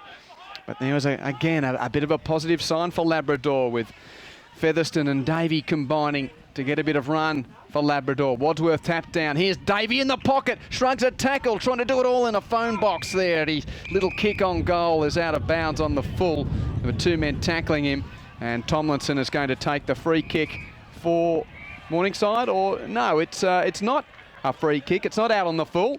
As field umpire and boundary umpire combine there to say no, it's a throw-in next to the behind post. Labrador deep in attack, trailing by 35 points. A chance here, knocked towards the boundary line, rove by Baird, shot at goal, is almost through, but it's marked on the line by Wild of Morningside, and he kicks out to half-back. Russ in front, edged out by Daniel. It's a free kick for a push, and Russ, who's been very good for the Panthers, he's going to take it at left half-back in front of Some lovely trees over on the eastern side of the ground. Ball came back to Brown. Brown clears defensive 50. Horse mown down by Daniel. Matthew Daniel. So the coach's son was listening, no doubt, to the quarter-time address. He's responded, and he's got it 55 out. Some really good stuff, Al. I mean, that's indicative of the way they're playing at the moment, Labrador, really putting some pressure on. Stockdale on the lead, couldn't quite take the mark. Sorry, Beth, the ball's locked in 30 metres out. Beth Newman with us on Grandstand AFL. And Beth, can I ask you a question? In your previews that you did this week, they were fantastic. You talked a lot about Zach Brain, who's just going on the field now. Surprised that he spent so much time on the boundary, on the sideline this afternoon, considering how influential he could be in that inside 50. Yeah, it is a bit strange. I think they're trying to inject him a little bit, add a little bit of X factor there. He can take some good marks and add a little bit, but he's been quiet to start, so maybe he'll pop out of the box now. So the ball's still locked inside Labrador's 50. Featherston tries to impose and crash through, can't. Spills out Evans' way for Morningside. He gets a hand pass, and Brown there for the Siders to clear. He hands it to Russ, who's having a huge game. He's kicked to the middle of the ground for Power, who drops a mark he should have taken, then gets nabbed, and umpire says mine. He's very lucky. Very lucky, Q. Curtin Nicholas coming in with a strong tackle. That had to be a free. But it wasn't. So it's thrown in the air, and again, good service from Mollison straight down to Russ. He hand passes backwards to Nash. Nash kicks inside 50 for Morningside. Under pressure, Jacobs with a defensive tap. Good footy from the Labrador defender. Taps it to his teammate Turner, who kicks across the face of goal. It's marked out there by Nicholas for Labrador. They move it from the back line to just forward of right half back. Marked by Baird. There's a long way from home between right half back and the wing. Morningside 6-7-43, lead Labradors 1-2-8. As Baird dishes off, and now a long kick from the wing goes inside 50 for Labrador, but Tomlinson is well placed, floats back and takes a calm defensive mark, pretty much uncontested for the Panthers. Short kick to left half back. Nash takes the mark. Son of Jeff, who played a lot of footy with Morningside. Kick goes up the wing and in front of free kick to Logan. So Logan on the wing for Morningside. Well, you got your Tasmanian reference in early on. I don't think I can find a Riverina reference. Beth, can there no Riverina references here to help me out with? Not that I know of, sorry. They are from You'll all find over a the way. place, You will find a way. Got a few Tassie opportunities out there. Walker, he's a Tasmanian. Taylor Haley, leading goal kicker in the competition, Tasmanian. He's not even playing today, just pulling out the Tasmanians now. They can play. Kick to half forward, over the top it goes. I'll cease there, Beth. Kick from the pocket from Wilson towards goal. Not bad. Oh, it's marked on the line by the aforementioned Walker. Sam Walker. His brother Ben also played with Labrador. His kick is sloppy. Shelton's got it on the 50 for Morningside. He gives a hand pass. Slipped one over the top there. Comes to Nash, back to Shelton near the boundary line, 45 metres out. Kicks towards the teeth of goal, and it's rushed through. A big fist over the back from Nicholas. Morningside moves to 6-8-44. Labrador 1-2-8. 14 played second term.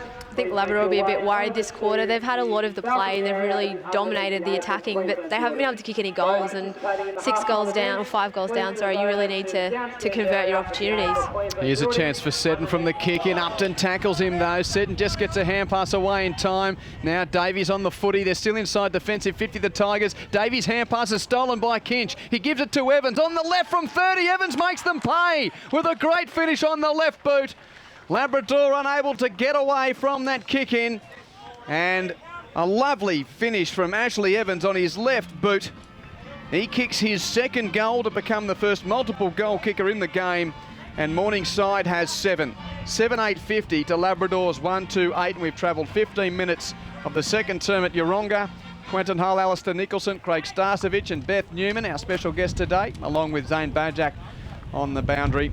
And reminding you, at 4:30 today, we take you to the MCG for Hawthorn versus Port Adelaide. And at 7:30 tonight, it's Manly up against Canterbury Bankstown in the NRL. All right here on 612 ABC Brisbane and 91.7 ABC Gold Coast. From the middle, Mollison wins the tap. Bit of holding on. Seddon didn't get a free kick though. In the middle, Nash kicks in the Gordon direction. Crash the pack, couldn't mark. Taken by Wilson. Sweeps a hand pass out towards his teammate and Hackett. He feeds one back inboard. Jacobs there to cut it off for Labrador. Tabbing towards the line. Russ there in company with him. Kept in play by Hackett. Hand pass to Wilson. Wilson ducked the head. He was taken high and he's pinged for holding the ball. So the umpire deeming he ducked his head. Free kick to Labrador in the right back pocket and Jacobs is going to take it. It was a good decision, wasn't it? I mean, he tried to burrow through and dropped down and ducked into the tackle and the umpire had nothing of it and he paid the penalty. Kick across the face of goal marked by Turner. Turner's kick was poor over the head of Matthew Clark. He's going to be coming back in off the boot of Dalton. His kick's a turnover and it's marked by Tom Daniel in defence for Labrador. Lovely kick into the middle of the ground. Featherston marks. He's held up a fraction. He's got a runner out on the eastern wing, but he goes more direct. Wadsworth marks. 2 kicks from goal. Hand pass to Butterick. Butterick kicks inside the 50. In front, Stockdale. Hands to it. Not quite the mark. Was he held on to? Perhaps. No free kick. Daniel had it. Hand passed it though and it was a turnover. Evans' pass is very neat and Tomlinson's got it at right half back. He stops and props and kicks into the middle. Beautiful ball for Logan to set something up for the Panthers. His defensive side of the bullseye. He kicks out to the wing looking for Russ. He has been everywhere. Marks, plays on. He's got a runner over the top in Spackman. Spackman's 52 out, got closed down. His kick on goal goes across the face. To ground level. Gordon's over it for Morningside. He has it stolen by Davis, whose hand pass finds a teammate, and Labrador can come clear as Daniel. In fact, that was, Baird, should I say, receiving back from Wadsworth. Now the kick towards the outer side. This is looking good from Labrador. Long kick goes inside 50 towards the goal mouth. Coming out Featherston. Spalls to ground level. Davies the rover got closed down in a great tackle and is holding the ball just as he was about to have a shot on goal. That's a terrific tackle. Just didn't pick up his number plate. Nonetheless, the ball quickly moved out of defence as Evans, should I say, kicks to Abe on the wing. Did you get the player tackling there, Beth? Help me out. I didn't actually see it, sorry. Could have been Nyland Rowe, Nyland Rowe. Okay, thanks, Craig. It was a terrific tackle as AB slots it short and Wilson's taken the mark for the Panthers just forward of the wing. His kick to half forward's a good one and Upton takes the grab. Just too far out, about 60 from goal at right half forward. And that was a huge opportunity for the Tigers at the other end. And now Morningside look to inject inside 50 again. Upton puts it high to the top of the goal mouth. Pack of players. Gordon prominent. Can't take the grab. It comes out to Russ, who's on the boundary line. He keeps it in. No, he doesn't. He runs over the line. It'll be a throw-in in the right forward pocket for the Panthers. Morningside 7-8-50. Labrador 1-2-8. 18 and a half played second term at Yeronga. Gee, it's been up and back, Beth, hasn't it? The ball, it's opened up a bit, the play at the moment. Yeah, it really has. I think no one's really been able to convert their opportunities. But I think Ash Evans has been sensational for Morningside this quarter. He's really stepped up. Voice of Beth Newman on Grandstand AFL as the ball is cleared by Davis along the boundary line. Tomlinson escorts it out of play. Craig Starcevich, Alistair Nicholson, Quentin Hullen, Zane Bojack also with you on a sunny afternoon at Yeronga. The 2014 QAFL Grand Final. Morningside leading by 7 goals, 19 minutes into the second term after they got the big jump, 41 points up at quarter time. Ridge tackle dispossessed for Labrador. Delbridge had it, lost it. Picked up by Butterick of Labrador. Hand pass back to Turner at left half back, kicks into the corridor. Brains go to mark. Brain at centre half back, moves it quickly out in front of his teammate. Coming out to meet it, Daniel got a bad bounce. Spackman spun, got the hand pass back. Nyland Rowe takes it on the bounce and gives it back to Spackman. The former Lions rookie on the wing. Kicks towards half forward. Nash takes the mark on the edge of the square. Hand pass to Kinch round the back. The left footer from 65 out goes deep in the power direction. Hands to it. Did he bring it down? That's some sort of a mark. That is a beauty. Under significant pressure. Running back with the flight towards the behind post. He's got it hard on the angle, about 15 out. Gee, that's a good grab, isn't it? Little Reece Power. And not a bad finish either, Craig. He opens up the angle on the right boot, and Morningside's got 8. Power's got 2. Morningside 8-8-56. Labrador 1-2-8. 20 minutes played, second term. You're listening to Grandstand's coverage of the QAFL Grand Final. It's hard to believe Reece Power's only 19 this year, I think, and came second in the Rising Star earlier this week, and he's been an absolute gun for Morningside, a real revelation up forward.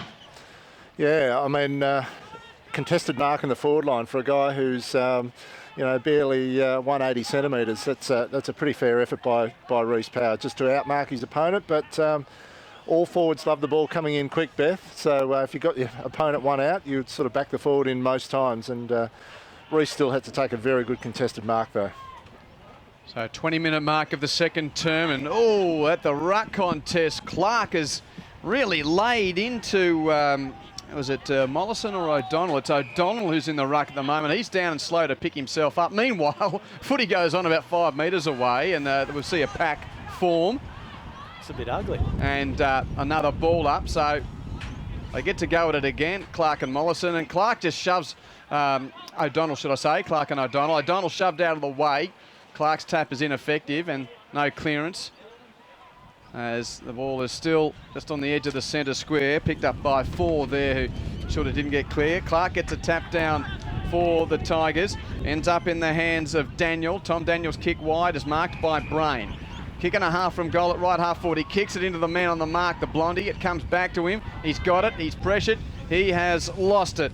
And Nyland Road, the pressure are there, and a chance for Morningside to go forward again.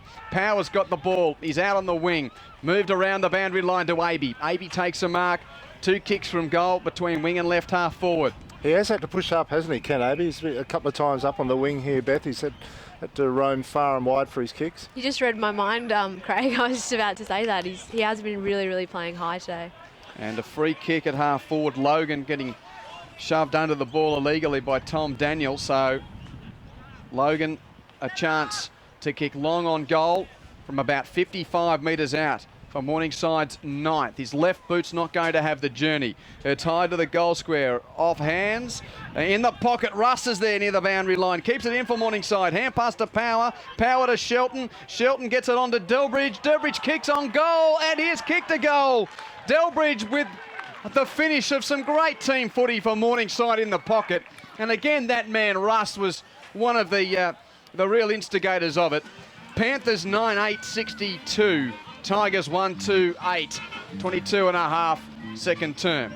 Just got so many options at ground level down there, Beth. The chain of handballs through all those key players down there. It was Power was involved, Lockie Russ was involved, Paul Shelton was involved, and Delbridge got on the end for the goal. Yeah, it's amazing because they're not as big-bodied as the Labrador guys, but they really, really are good at ground level and really good at getting the ball out of the contest. And we heard Steve Daniel at quarter time saying that they've got to keep their heads up, Labrador. Well, they've got to keep their talking as well, because it's noticeable the talk's gone way down this quarter and they are starting to get lapped. Zane Bojack on the boundary line. Russ is out after it again. Nash crashes through. Good tackle by Featherston coming the other way. Ball's locked inside the centre square. It's been good, Alistair Nash. Pushing off half back. He'll be one of their best players so far today, Beth. Yeah, it's just a continuation of a really, really good season for him. He's really come into his own this year. Big hit out win by Josh Clark, but taken away by Dalton of Morningside. Hand pass out in front of his teammate. Massive tackle on Hackett. He was picked up and dumped. That was like a wrestling move from Tom Daniel. Picked him up and power slammed him. He will be feeling that one tomorrow. And good decision too from the ump holding the ball, because I thought that Hackett tried to run through him then. I'd put Tom Daniel. I'd put him in the Maroons origin team. That was a good hit. That was a very good hit, Zane. Well, kick goes to the other Daniel at half forward. He's kicked towards Stockdale in the pocket, who couldn't control it down low near the boundary line in front of a pretty good gathering of spectators in that left forward pocket. At the end, the northern end, where Labrador is attacking and needing a goal. They trail by 54 points. Late in the second term, boundary throw in, slapped down by Daniel. That's Matthew Daniel. Butterick given attention without the ball. No free kick. Shelton gets a hand pass out, taking on the tackle at Dalton. And off the ball, the umpire not officiating has spotted something. A free kick here. Brain's going to get it. Looked like it would be a free kick to Labrador perhaps anyway. It is going to be Brain to take it for an incident off that contest. And Brain's 40 metres out directly in front and must kick the goal for Labrador. Tough kick though. This breeze has been a bit hard to handle, I would have thought, for the set shot goal kicking. So Brain's going to need to aim at the right post. He kicks from 40. He starts it at the right post. That's a very good kick. Oh, just away to the right. It didn't come back enough. 1-3-9 Labrador. Morningside 9-8-62. 25 played second term as Tomlinson prepares to bring it back in. So going to script so far for the unbeaten Panthers. Hottest of hot favourites in this grand final. Kick to left half back from Tomlinson. results in a free kick to Logan. Logan's kick for Morningside is marked by Aby, a juggling mark. The 200-game veteran of Morningside, defensive side of the wing. He kicks it towards half forward. Quick move by Delbridge inside 50. Kinch is in the pocket and takes the mark. And this is a dangerous time for Labrador, close to half-time. Another shot on goal imminent here for Morningside. Nathan Kinch, hard in the pocket, doesn't go for goal. Oh, his spotting up pass was good. Wilson takes the mark, but the ump said, you've got to come back. You didn't kick over your mark. So Nathan Kinch, the Grogan medalist of 2008. Tough side for a left footer out there, Beth, with the breeze coming across your left shoulder as well. Yeah, pretty tricky, but Kinch knows how to kick goals, so we'll see how he goes. Would take some kick. And Nathan Kinch, he has done it! He has threaded the needle from the left forward pocket. What a wonderful goal for Nathan Kinch. And those that have followed state footy for a while wouldn't be surprised at all by that bit of magic from the Morningside number 4. That's 10 for the Panthers. 10-8-68, plays 1-3-9. And Kinch, who's played every game this year for the Siders, gets his first goal of the grand final. You called it, never in doubt. Yep. It's interesting, though, because he hasn't spent much time in the forward pocket this year, normally playing off the half-back flank through the kind of midfield rotation. So they've thrown him up there, and, you know, he's obviously pretty comfortable down there, old Kinchy. Yeah, he's a very handy player. He's a really nice winger or rebound half-back, but to play down there is a bit of a luxury to play as a small forward. Yeah, not many other teams could do that. And one of 7 players Morningside had in the team of the year. Labrador with 4. There was no takeaway from the middle. Secondary ball up coming up. So this is getting pretty ugly at the moment for Labrador. What can they find from the middle? Ducking his head. Butterick didn't get a free kick. Tomlinson's kick was smothered, but still the Panthers are going to come forward. A hand pass from Wilson to 4, by hand to Kinch, by hand to Tomlinson on the inside. Good vision to Evans, 45 out, off a step, kicks towards goal, fading through. Evans has kicked 3, and Morningside. You don't want to celebrate prematurely, but they're a pretty happy bunch at the moment. 11-8-74, Labrador 1-3-9 as we tick up towards half-time here. 27, nearly 28 minutes played of the second term. He's been at Morningside for a year or two now as Ash Evans, but formerly at Mount Gravatt, he's always been a very good finisher, Ash Evans, and had some history with David Lake when Lakey coached Mount Gravatt back in the day, but very handy premiership finisher. In 07, was the Joe Grant medalist in that premiership win back in 07. A very handy player, Ash Evans. And they call him the Rolls Royce, and I think he's showing why today.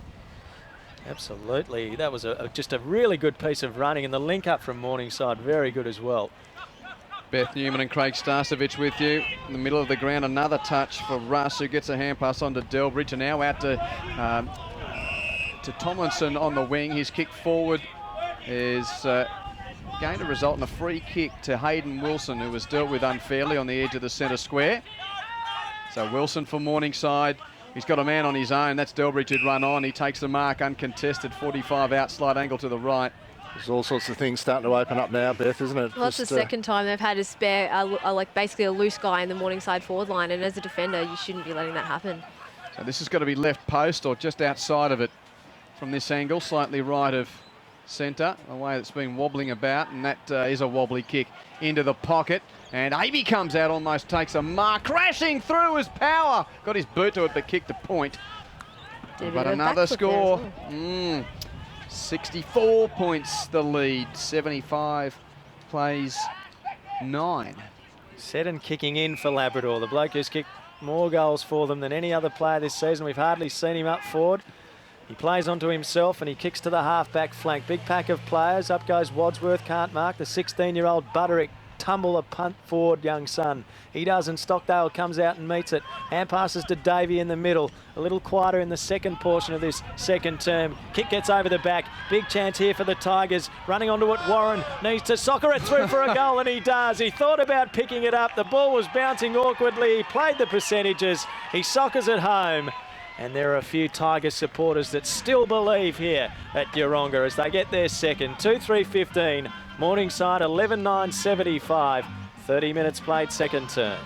Well, looked good, didn't it? They got the ball over the back of the Morningside defence, and Warren had some leg speed and was able to outrun the ageing Nick Tomlinson and race him to the goals and get the easy goal in the end. But good to see them take a few risks, come through the middle of the ground, Beth. Yeah, definitely. It was much more exciting seeing that happen. And Warren was the guy who really ignited them last week against Palm Beach, kicked 3 goals in the third quarter. So maybe you can do it again. And it was lovely to see some of those black and gold flags fluttering about too with the supporters. Come on, Labrador. It's like watching Franklin last night. It was a one-on-one, the old Pagans paddock in the forward line for Labrador. A much-needed goal for the Tigers close to half-time. No clearance from the centre bounce, and we'll see another stoppage. Morningside 18-0 in the regular season, played just the one final, won it comfortably. 19 wins for the season. Labrador having to get to the grand final the hard way, having lost in the first week of the finals and won 2 cutthroat games since then.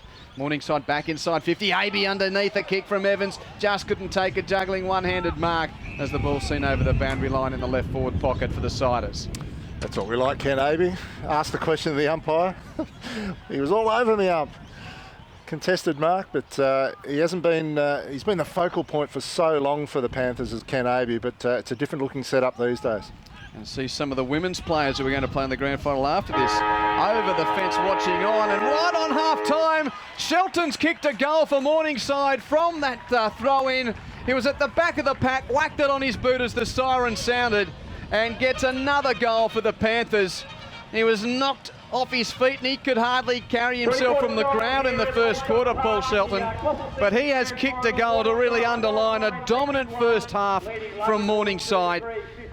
Half-time at Yeronga in the 2014 QAFL Grand Final, and Morningside 12 goals, 9, 81, leads Labradors 2-3-15.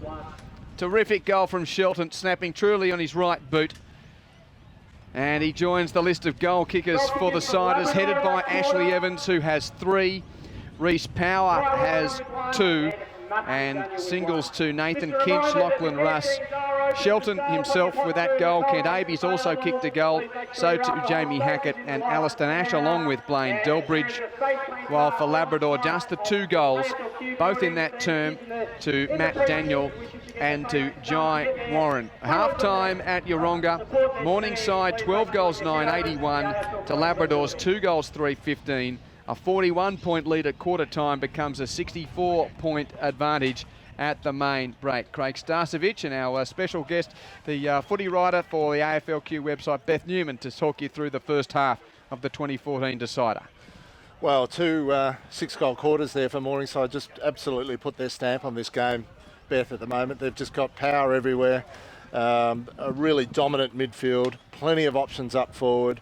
Their defence really hasn't been tested. I mean, the times Labrador have gone in there, they've looked promising without scoring, but really they haven't put them under enough pressure. The inside 50 count must be enormously swayed the Panthers' way. Yeah, I think the most damage we've seen the Morningside backline do is trying to kick goals. Nick Tomlinson was shooting up there, and he's normally a back pocket, so they haven't really had much to do in their backline, and it looked promising for Labrador in the start of that second term. They're starting to get a few. We saw Ryan Davey dodge a few plays and kind of electrify a little bit, but after that it just kept getting congested in their forward line, and then Morningside would inevitably get the clearance out of there and hurt them on the other side. And I think they'll be really disappointed that they ended up getting those 6 goals kicked on them when they really controlled the first part of that term, and they just couldn't convert and take the opportunities and really take the advantage back and make an impact on the scoreboard. You're right. They had that little period, didn't they? About 10-15 minutes of the second quarter there. They had plenty of ball, went inside their forward 50 and just couldn't score. I mean,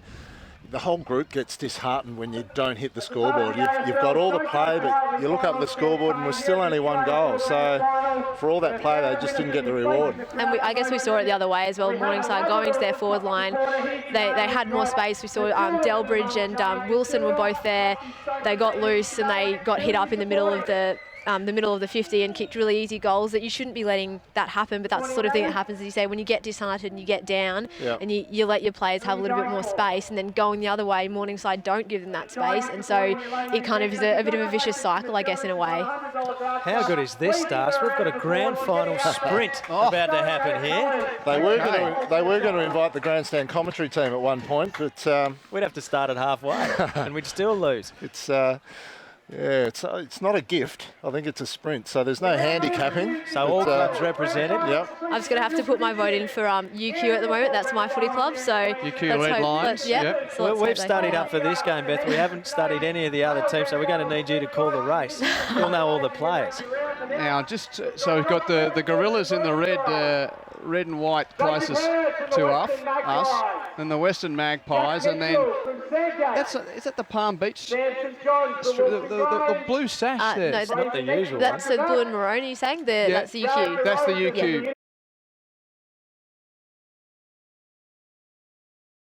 I guess the thing for Morningside here is, I mean, we've just heard from David Lake and he's absolutely wrapped with the way they're playing, and they would be wrapped with the way that they're playing, and they're well and truly up, but they can't afford to drop away and think they've got it won now. They need to finish it off and play right out to the end of the season, or you never know. I mean, what we've seen so far certainly suggests that Labrador's not a chance to get back in, 11 goals down, but if they switch off Morningside and get into party mode too early, that's a danger. Yeah, you just got to, it'll be the biggest comeback in grand final history, but you've just got to chip away. I think that's where an 18-zip season helps you. You know that you know what to do with that pressure and you know how to deal with it. Underway in the third term, Grandstand's coverage of the QAFL Grand Final. Matthew Clark for Labrador in the traffic. He's mown down. Great tackle by Wilson, not rewarded. Ball spills out. Hand pass comes clear. Taken by Shelton. He gives a hand pass on the outside to Four. Four had a runner on his outside in Hackett. Loads up long from 55. We won't be complacent. We won't party. We'll just keep banging them through. Morningside with a goal on the board. 24 seconds into the third term. And they go to 13-9-87. Labrador 2-3-15. Jamie Hackett, I mean, he's just another one that's just jumped in and decided he's now a multiple goal kicker today. So that's his second. So, you know, just an outstanding array of options up in the forward line there, Beth. Yeah, and they've done it all year like that. They've had games where they've had like 15, 16 individual goal kickers. And that just shows you that they have so much firepower across the ground. Some finish from Sam Four, who played in 2010 when these two teams met and Morningside put on a big finish. Or should I say from Jamie Hackett, who didn't play that day, but he's got the 2 goals. And back in the middle, no clearance originally. Now Upton gets it clear for Morningside, puts it on his boot. Inside 50, no mark. And a chance for the Tigers to clear. Bouncing ball is gathered by Matthew Clark. His hand pass is then kicked out of bounds. Catch it, Q. On the field. Let it go. For a moment it was coming at the commentary box. Scared me for a moment there, Zane. Free kick will be taken by Nyland Rowe if he can find the footy. Was it gone into the street? No, it's in the ground. It's just a rather laconic individual wearing a Rabbitohs jersey. First looked at it and wondered what it was, and now he's giving it back. Almost gone into Olympic FC's ground, the soccer ground across the street here at Yeronga. Nyland Rowe from Morningside kicks back inside 50, big pack, big mark. That's a fine grab. Is that the ruckman O'Donnell? Mollison, I think. Q. Which one is it? Yeah, you're right. Well done, Craig. 21 or 31. It was 31 Mollison. Peter Mollison. Outstanding mark there. One at front of the pack, ball dropping. 6 or so blokes behind you all trying to get a bite at it, and you're the one at the front standing up. So really good grab, Peter Mollison. Yeah, and especially on a guy like Josh Clark, the Labrador ruckman, who's a very strong mark himself. His parents have put in a lot of hours at Esplanade Oval over the years. Can he kick a goal in a grand final? Mollison's kick right to the goal square. Doesn't have the distance. Fisted clear. Half a chance for Walker to get onto it for Labrador. He's dispossessed. And a pack forms, and we'll see a bounce 25 metres, or a ball up 25 metres from Morningside's goal. If anything, they're going a bit harder, Beth, Morningside. They're, you know, the next hour can't come quick enough. They love this sort of stuff. Complacency has been their enemy this year, and they've fought it very well. They don't slack off at all. Beth Newman and Craig Starcevich, our experts this afternoon on Grandstand's coverage of the QAFL Grand Final, as Wilson hits the post with a snap from 20 metres out, hit the right post. Morningside starting this term with a lot of intent. 13-10-88, Labrador 2-3-15. And that'd be one of the things. It's almost like Christmas, isn't it? You've played so well, you've won all 18 games for the year, and you know you're the best side in the competition. You just want the game to be over with so you can start celebrating. I'm pretty sure you'll be enjoying it while you're out there as well, Zane, but here's a chance as Clark gets a hand pass clear and a bouncing run from Seddon inside 50. He takes 3 bounces to 20, and the kick came off the inside of the boot a bit, but he does kick the goal, a much-needed goal for Labrador on the breakaway. Simon Seddon, his first year at Labrador, a group of Southport players not opting to play up in the NEFL level, coming and playing community footy at Labrador, and Seddon's one of those. He's kicked his 46th goal of the season and just Labrador's third of the day. 13-10-88, plays 3-3-21. Well, he's got really good leg speed, Beth. Sorry, you're probably going to say the same thing. I was going to say, yeah, and we were talking about him playing in the back line and through the midfield before. They've thrown him a little bit up forward, and that's exactly the kind of stuff he can do. He just breaks away. Just the composure too, to have 4 or 5 running bounces there and take it upon himself to finish. Oh, he always will do that. He's had a bit of history in Victoria as well, Simon Seddon. So, good goal, good finish. Kicked 8 against Sandgate, 7 in the semi. Shot on goal here from Hackett off a step. He's kicked another. Hackett 40 metres out, just opportunistic, throwing it on the boot. His second for the term. He's having quite some game as well, Jamie Hackett. He's now got 3 for the game. And that goal for Seddon very quickly answered at the other end. And the margin is back out to 72 points. 73 points. I think Hackett will be glad David Lake rested him for that semi-final a couple of weeks ago, because he's ready and he's fresh today. Doesn't need much room, does he? He got that one off the front of the contest, and a little bit of a step outside onto his right foot, and it went through 3/4 post height. So I've seen plenty of goals already in this third quarter. 3 goals in 5 minutes. 2 to Morningside, 1 to Labrador. 94 plays 21. Back in the middle. Upton wins the clearance for Morningside. Puts it on his right boot. A wobbly kick goes inside 50. AB charging out. Can't take the ball cleanly. Good walk there from Walker. Had it and lost it and threw it. Free kick to Shelton from Morningside. So the man who could hardly keep himself upright in the first quarter passed the concussion test. He's not going to kick for goal. He hand passes there to Dalton, who weaves around one, goes long from 40, kicks another for the Panthers. He has kicked another goal for Morningside, and that's now a 79-point lead, and Morningside cracked the ton with Dalton weighing in on the party. Just his second goal of the year. 15-10-100, plays 3-3-21. They really look like they're starting to enjoy that that margin there now. They know they're going to be very hard to beat, and they're tasting those premiership medals, and they're feeling the cup already. It's good to see in QAFL football, lower level football, that if you kick a goal, you still get to come off the ground. Stars, you don't get to stay out there like they do in the AFL. But Dalton, the 10th individual goal kicker for Morningside. And they really are playing some good footy here in the biggest game of the year. From the middle again.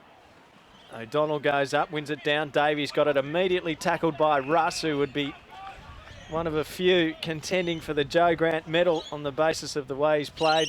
We've still got plenty of footy to go. Someone break clear. They've had so many good players, Morningside.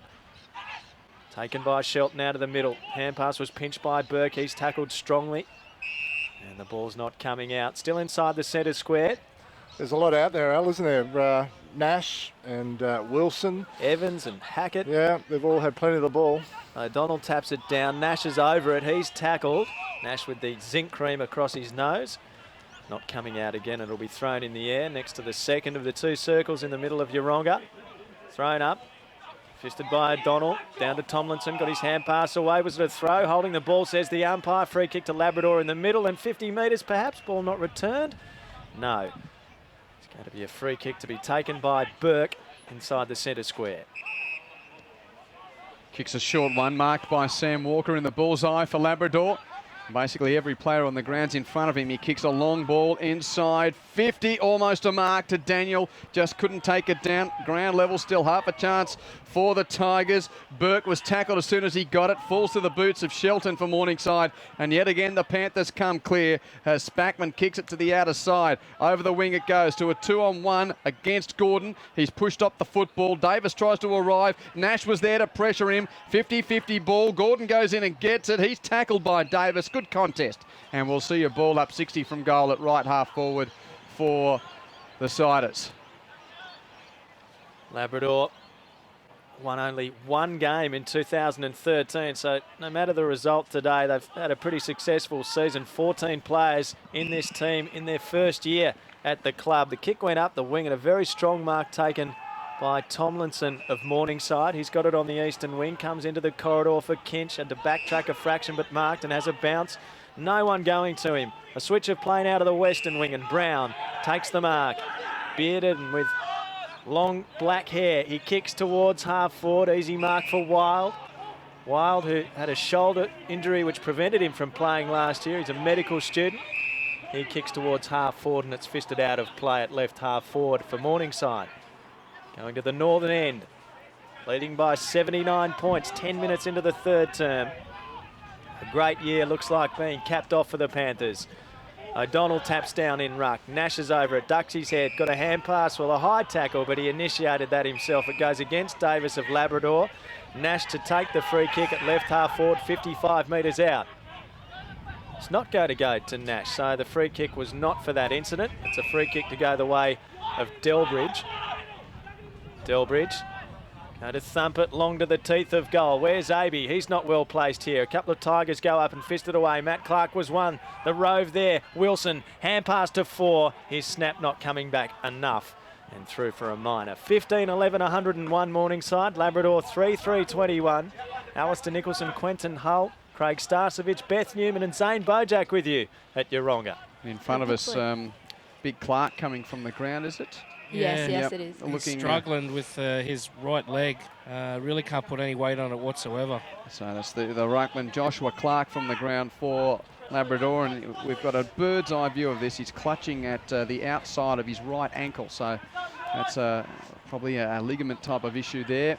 As the ball's kicked forward for the Tigers by Burke to half forward for Labrador. 2 a pack, no one can take a mark. Davies in there foraging away, trying to win the ball for the Tigers. He's under the pack and can't extricate. And it will be a bounce between wing and left half forward for the Tigers. Morningside 101, Labrador 21. As Niall Wilson there for Morningside. Tries to get it clear, but Davey pinches his pocket, spins out of a tackle, kicks from 55 to the pocket. But Brown's back there for Morningside to take a relieving mark in the right back pocket for the Panthers. Gee, that was good, Ryan Davey, wasn't it? Spinning out of trouble, just the kick let him down at the end. Brown's kick to the pocket is good. It's marked by Logan of Morningside, the number 9 left footer. Chips over the man on the mark. He's got a man on, but was closed down. Hackett had it well spoiled away. And Davey again, or his look-alike. I think it was Davey. He and Featherston do look a little alike, but I think Featherston's got a bit more taping. So, yeah, it was Featherston with that right shoulder taped who came in late to close down there. Thump it over the line. So the ball's at attacking 50 for Labrador. Shelton's going to get a free kick at the coalface. And the co-captain, who I don't think will remember as much of this grand final as he would like, has got the footy at left half back for Morningside. Yes, if you weren't with us earlier, he was hit in the opening term and could not walk. He was trying to push the trainers away and almost falling over repeatedly. And it's a wonder he's been able to get back out onto the ground. He's played a pretty important role as well. Walker sends Labrador inside the 50 to a one-on-one, a bit of pushing and a free kick. It was a mark anyway. That was great play in defence. It was Brown who took that mark. He kicks it out towards Mollison, who can't gather the ball down low at left half back. Shelton, of course, was drafted by Brisbane as a rookie, also a rookie at Hawthorn. Played in the VFL for Coburg. Strong-bodied midfielder. He's playing on Davey at the moment. Great play down there by Josh Brown too, Beth. Twice he's outmarked his opponent, leading him up to the football. So really good defensive work by Josh Brown. Yeah, it's fantastic for him. He's had a bit of an up and down season, some injuries and that sort of thing. So it's great to get your moment in the sun in our grand final. Originally a Cairns lad. Boundary throw in. Stoppage, and the ball's not taken away from that stoppage. So umpire comes in again. Tough stage of the game for Labrador because you're that far behind that you've just got to take risk after risk, and with risk taking comes the chance to be opened up the other way as well, and you can get scored against. So it's either going to pay off for them and they're going to close the margin down, or they're going to get really blown away. Well, a clearance for Labrador here, and Baird's going to kick them inside 50. The Tigers into attack, just unable to be marked by Wadsworth, but he's got a rover, and the snap on goal is a goal from Simon Seddon, and that's his second, and Labrador gets its fourth goal. So good work at the stoppage. Baird inside 50. The key forward couldn't take the grab, but Seddon underneath with a good snap becomes Labrador's first multiple goal kicker. Morningside 15-11, 101 to Labrador's 4-3-27. I bet they're wishing they put Simon Seddon up forward earlier on in the day. Yeah, hard to know where to put him, Beth. I mean, when the ball's not getting down there, you're sort of thinking, well, you know, how do we get him in the play? He's such a valuable player for them. He has been the target there a couple of times already this quarter, but Josh Brown, as we spoke about before, has just outread the play coming in. But, gee, he's dangerous. If it hits ground level inside 50 there and he's around it, he's very dangerous. So Bantoff's had to go into the ruck for the Tigers with Josh Clark still getting his right ankle assessed down beneath us. Morningside back into attack. Gordon at the back, had an explosive start but drifted out of it. Aby's got it, he's tackled, just got his hand pass in the nick of time. Ball out towards the boundary line, taken by Turner. Turner on the right boot, kicks towards the wing over the head of Baird, and it's going to be Morningside again to come up with it. Spackman drives them inside the 50. Lovely kick, marked by Gordon just as he got a little bit of a rev up. Spackman's interesting, guys. He popped his shoulder in both games against Labrador this season, but popped it again at training on Tuesday and had to pass a fitness test on Thursday to play in this game. Hasn't had a massive influence, but he's obviously got one of those ones that's popped out too many times, Alan. It's just loose and... Which, as you mentioned, during that game against Collingwood was the problem with Ablett, meaning he was going to miss quite a few weeks. He'd never done it before. Gordon's kick is on its way. It's away to the right and a fourth behind for Dustin Gordon. The margin is pretty hefty here at Yeronga. 15-13, 103 Morningside. Labrador 4-3-27. Yeah, so on the shoulders, you think of Jason Porplesia or a Ty Kennelly who have popped them in games and are able to put them back in because they've had the experience of having done it before. But yes, little Gaz going down at Carrara in that win against Collingwood. And after that day where they beat the Pies the Suns, the season went a bit pear-shaped from that point. Ball's on the wing. Shelton's got it for Morningside, putting the Panthers back inside 50. Upton takes a great mark, going with the flight of the ball. Not the classic running with the flight into a pack where he could have been cleaned up, but he was just at the front of the pack and the ball got behind him. He was able to take a finger-tipper despite a contest being in front of him, so to speak, as he ran towards the goal he's attacking. So a terrific mark from Tyson Upton. And in his 200th game, he's looking for a goal in a grand final. He played his 100th in a grand final as well. His right foot drop putt has got great trajectory. And in game 200, a double fist pump celebration for Tyson Upton. The co-captain kicks a goal and the side is out by 81. There's a nice moment for the fans who have come in from Esplanade Oval today here at Yeronga to see the co-captain kick a goal in his 200th. 16-12, 108 to 4-3-27. Yeah, he celebrated that one well, didn't he? This took a bit of doing, though, the mark. As you called it, Q, it wasn't Jonathan Brown run up the face of the pack, but gee, he still ran with the fly of the ball, still had to keep his eyes on it and took it out in his hands in front of oncoming traffic. Still requires a bit of concentration and courage. So Labrador's more handy players right in front of us on the interchange, numbers 6 and 7, Davey and Featherston, just giving each other a pat of encouragement as they wait to come back on. They want to play it out, Labrador. They've had a good season. They've fought their way into this grand final.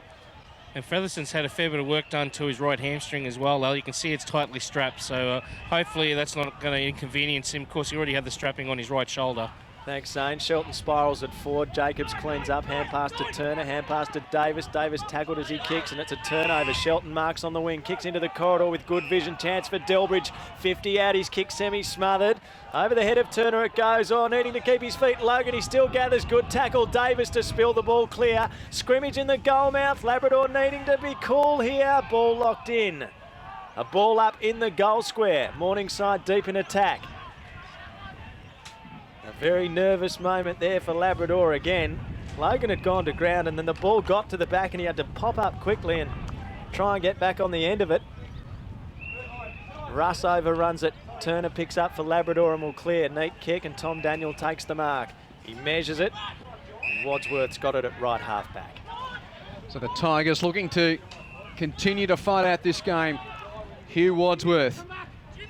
Yarra Valley in Victoria kicks it towards the wing and a pack, but a fine mark taken by O'Donnell, who had bronchitis and missed the major semi-final. So good to see him back. His hand pass to Spackman. Spackman's kick is ineffective to half forward. Tats Turner, the man with the tattoos on his left arm. Turner for Labrador, gets it clear and through set of hands. Walker kicks around the boundary line and off hands it goes over.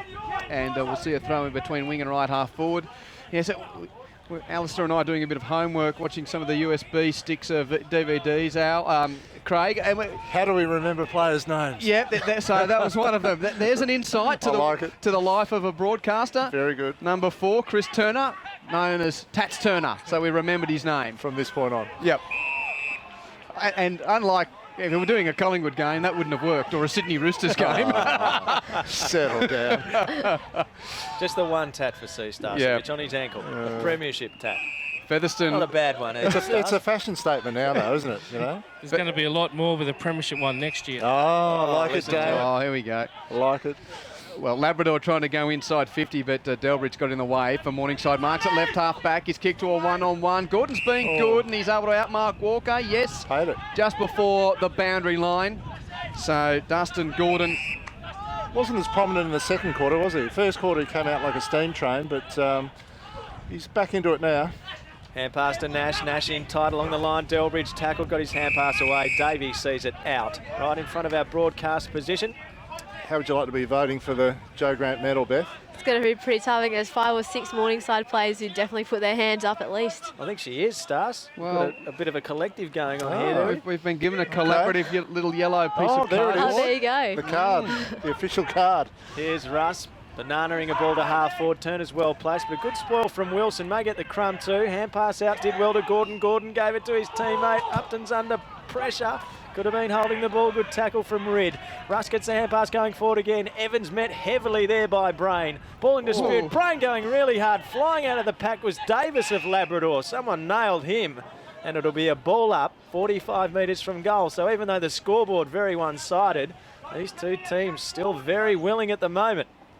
In the ruck, Bantoft came down. Davis tackled by Russ in the back. And a free kick to be taken by Brett Davis, about 45 metres from the goals he's defending at the northern end. He's been okay, Davis, I think, down the back line for Labrador. Morningside lead the game by 81 points. Davis's kick ends up with Brain in the bullseye. Kicks Labrador to an open forward line. How's the bounce? Okay for Stockdale. He gets on his right. A high kick towards goal. Won't have the penetration. Seddon tried to fly from behind to take a mark. He's still in the fight, Seddon. Picks it up near the pocket. Tries to hook it back. Just gets it to the top of the goal square. Off hands numbers with Labrador, with Morningside now as Nash hand passes it on to Evans. And Evans, that's... well, not going to go out of bounds deliberately.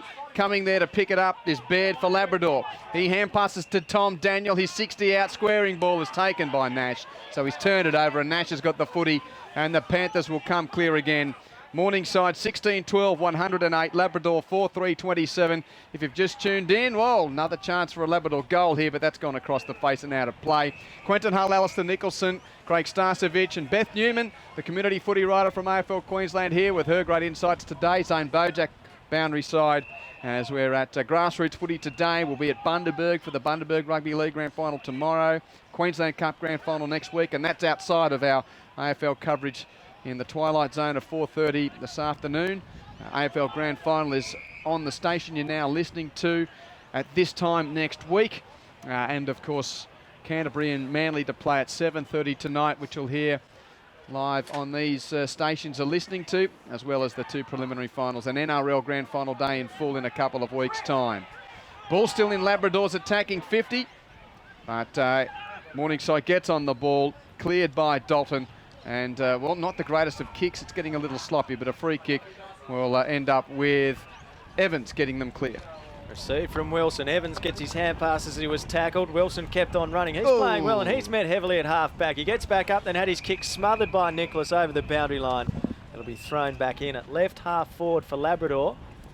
Seddon's given them a little bit of a spark in that forward line. I'm with Beth, Craig. I'm wondering why he wasn't up there earlier. I know it wasn't getting in there an awful lot, but gee, he looks dangerous in that forward line. It worked for them last week when they played Palm Beach. They threw him back and he kind of added speed coming out of their defence, but they needed something extra. Drives them forward, back with a flight. Nash, great courage. He got one over the shoulder and will take the free kick, and he moves it very quickly, but the umpire wants him to come back and kick over the mark. Yeah, it was the central umpire, Alex Wetton, actually, that... oh, it's not. It's a free kick to Seddon. Free kick to Seddon, and he definitely had his jumper pulled, so definitely a free kick, but...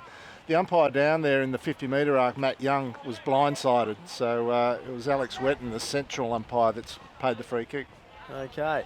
Well, I was looking more at the courage of Nash and assumed he'd got one over the shoulder. So Seddon's a chance to kick another goal here. He's kicked 2 in this term. He's 35 metres out. Wind ruffling at his jumper with number 15 on his back. Comes in, kicks on the right boot, starts at left. That is a very, very well measured kick. He started it at the left post from only 20-25 metres out. Gee, it faded left to right like a big out to in golf swing. And he's kicked his 3rd for the term. 5-3-33. Get the band going. I absolutely love this. Are they taking requests? Saying, get over there. 16-12-108 to 5-3-33. 25 played 3rd term in the QAFL Grand Final. I'll tell you what, boys, I'll run over there with my golf clubs because that kick from Seddon, that looked just like one of my drives, the way it just faded inside that left upright. Oh, you're a dead straight bunter. Oh, wasn't it a fantastic kick into this wind? So Labrador with a couple of, 2 of the last 3 goals. Seddon with 3. He joins Ashley Evans from Morningside as men with 3 goals today. Bantoft in ruck because of the injury to Clark for Labrador. Got a hand to it. Davies underneath for the Tigers. His rush kick towards half forward for Labrador. Shelton got back there to tap it to the advantage of a teammate, Nyland Rowe. He tapped it to himself, got tackled and is wrapped up. And the umpire says, I'll sort it out with the ball up between wing and left half forward for Labrador. The ruckmen go at it and there's no clearance there. And Bantoft's going to have to do that all day because I can't see... any chance that Clark will come back on the field? Yeah, looked like an ankle injury, which is not good when you've got to run and jump. Russ is underneath the tap for Morningside, kicks a high ball forward, but a nice mark going back with the ball. Kurt Nicholas takes it for Labrador, that left half back. Gives it to Tats Turner. Turner kicks it across the face of goal, marked by the other Clark. That's Matthew Clark, who doesn't play in ruck, just to confuse us more, who remember Matty Clark from Adelaide and Brisbane. Nonetheless, kick to the wing's been turned over, and Nash is there again for Morningside. His kick inside 50 is marked, no, not paid. Off hands over the boundary line as Logan tried to claim the mark just inside 50, and we'll see a throw in. Remember Matty Clark? Who could forget him? Good Very well. Good player. BNF winner. Mollison won that tap. Labrador may emerge with it though. Kick round the corner from Clark, hit the deck. Taken by Wadsworth. Running past Davey, nice link up this. The hand pass hangs in the air a bit for Burke. He gets a kick moving forward to Williams on his own. Has he got the speed? Measures the pass to Seddon again. Seddon coming up for perhaps his 4th goal of the 3rd term, directly in front, 35 metres out. Lovely movement from Labrador. Burke was under pressure but saw that Williams was on his own and had the foresight to move it on quickly to him in any fashion he could. And then the kick from Williams was very good to Seddon. So Seddon, who played in a premiership with Kai Abram in Victoria, Gary Lyons, Old Town, and he is a very good kick at goal indeed.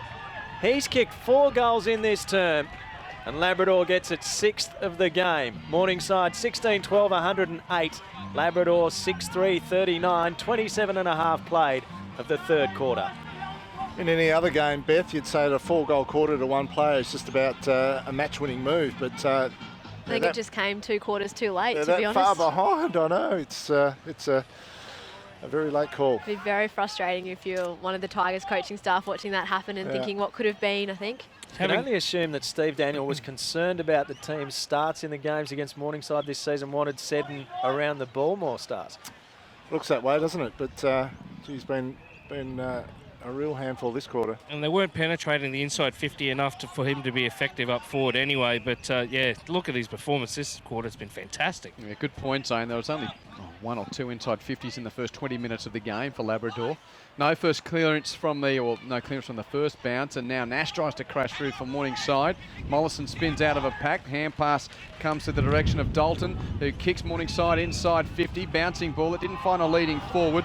Liam Burke's underneath it for Labrador. Got tackled, got rid of it. Walker's pressured near the boundary line and can't keep it in. In fact, it wasn't Walker, it was Daly, as he is bundled over the boundary line. And we'll see a throw in about 55 from goal for the Siders at left half forward. Nearing three-quarter time at Yeronga. Nice tap out the back from Mollison, but didn't have a man there. In fact, it was Baird. We've got it for Labrador. Kicked it forward.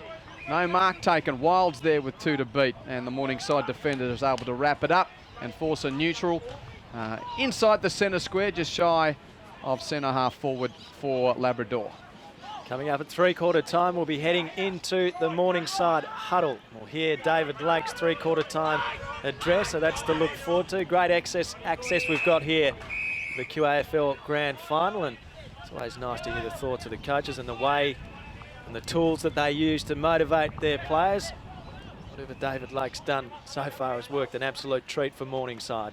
Tapped down by Mollison, roved by Russ, hand pass to Wilson. Wilson ridden into the ground, no free kick. Walker of Labrador gets a hand pass to Turner at half back. Turnover, Gordon gave it away to Hackett. Long ball towards goal. AB back with a flight. Great stuff from Nicholas, running back with a flight for Labrador. He punched it through for a minor score.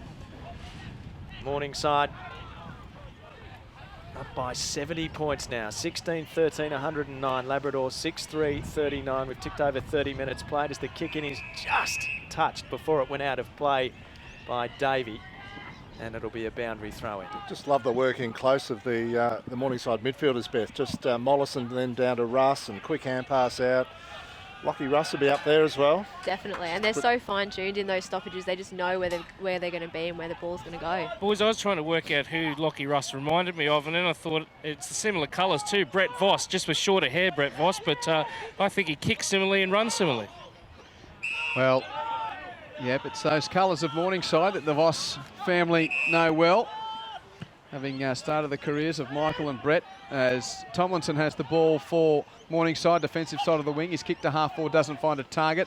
Turner's there for Labrador, hand passes to Baird, all in tight and all under pressure, and Delbridge sees it over the line for Morningside. Whoa, and a few thrown. Gordon's laid there one into Baird, right into his chin. Big right-hander. That was country footy from Gordon. And that is interesting because wasn't it Baird that we saw on a bit of vision in an earlier incident in the final series? Yes, he ironed out Nathan Kerr with a shepherd that made Brent Harvey's bump on Selwood look like a mosquito bite last week.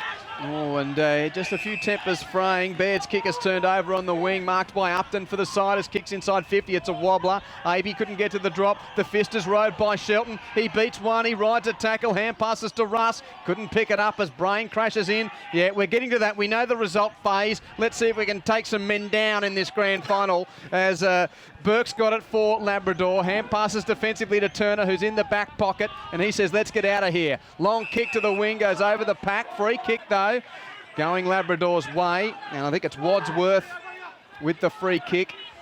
All that stuff always happens where the crowd's thickest too, isn't it? You know, just a little bit of...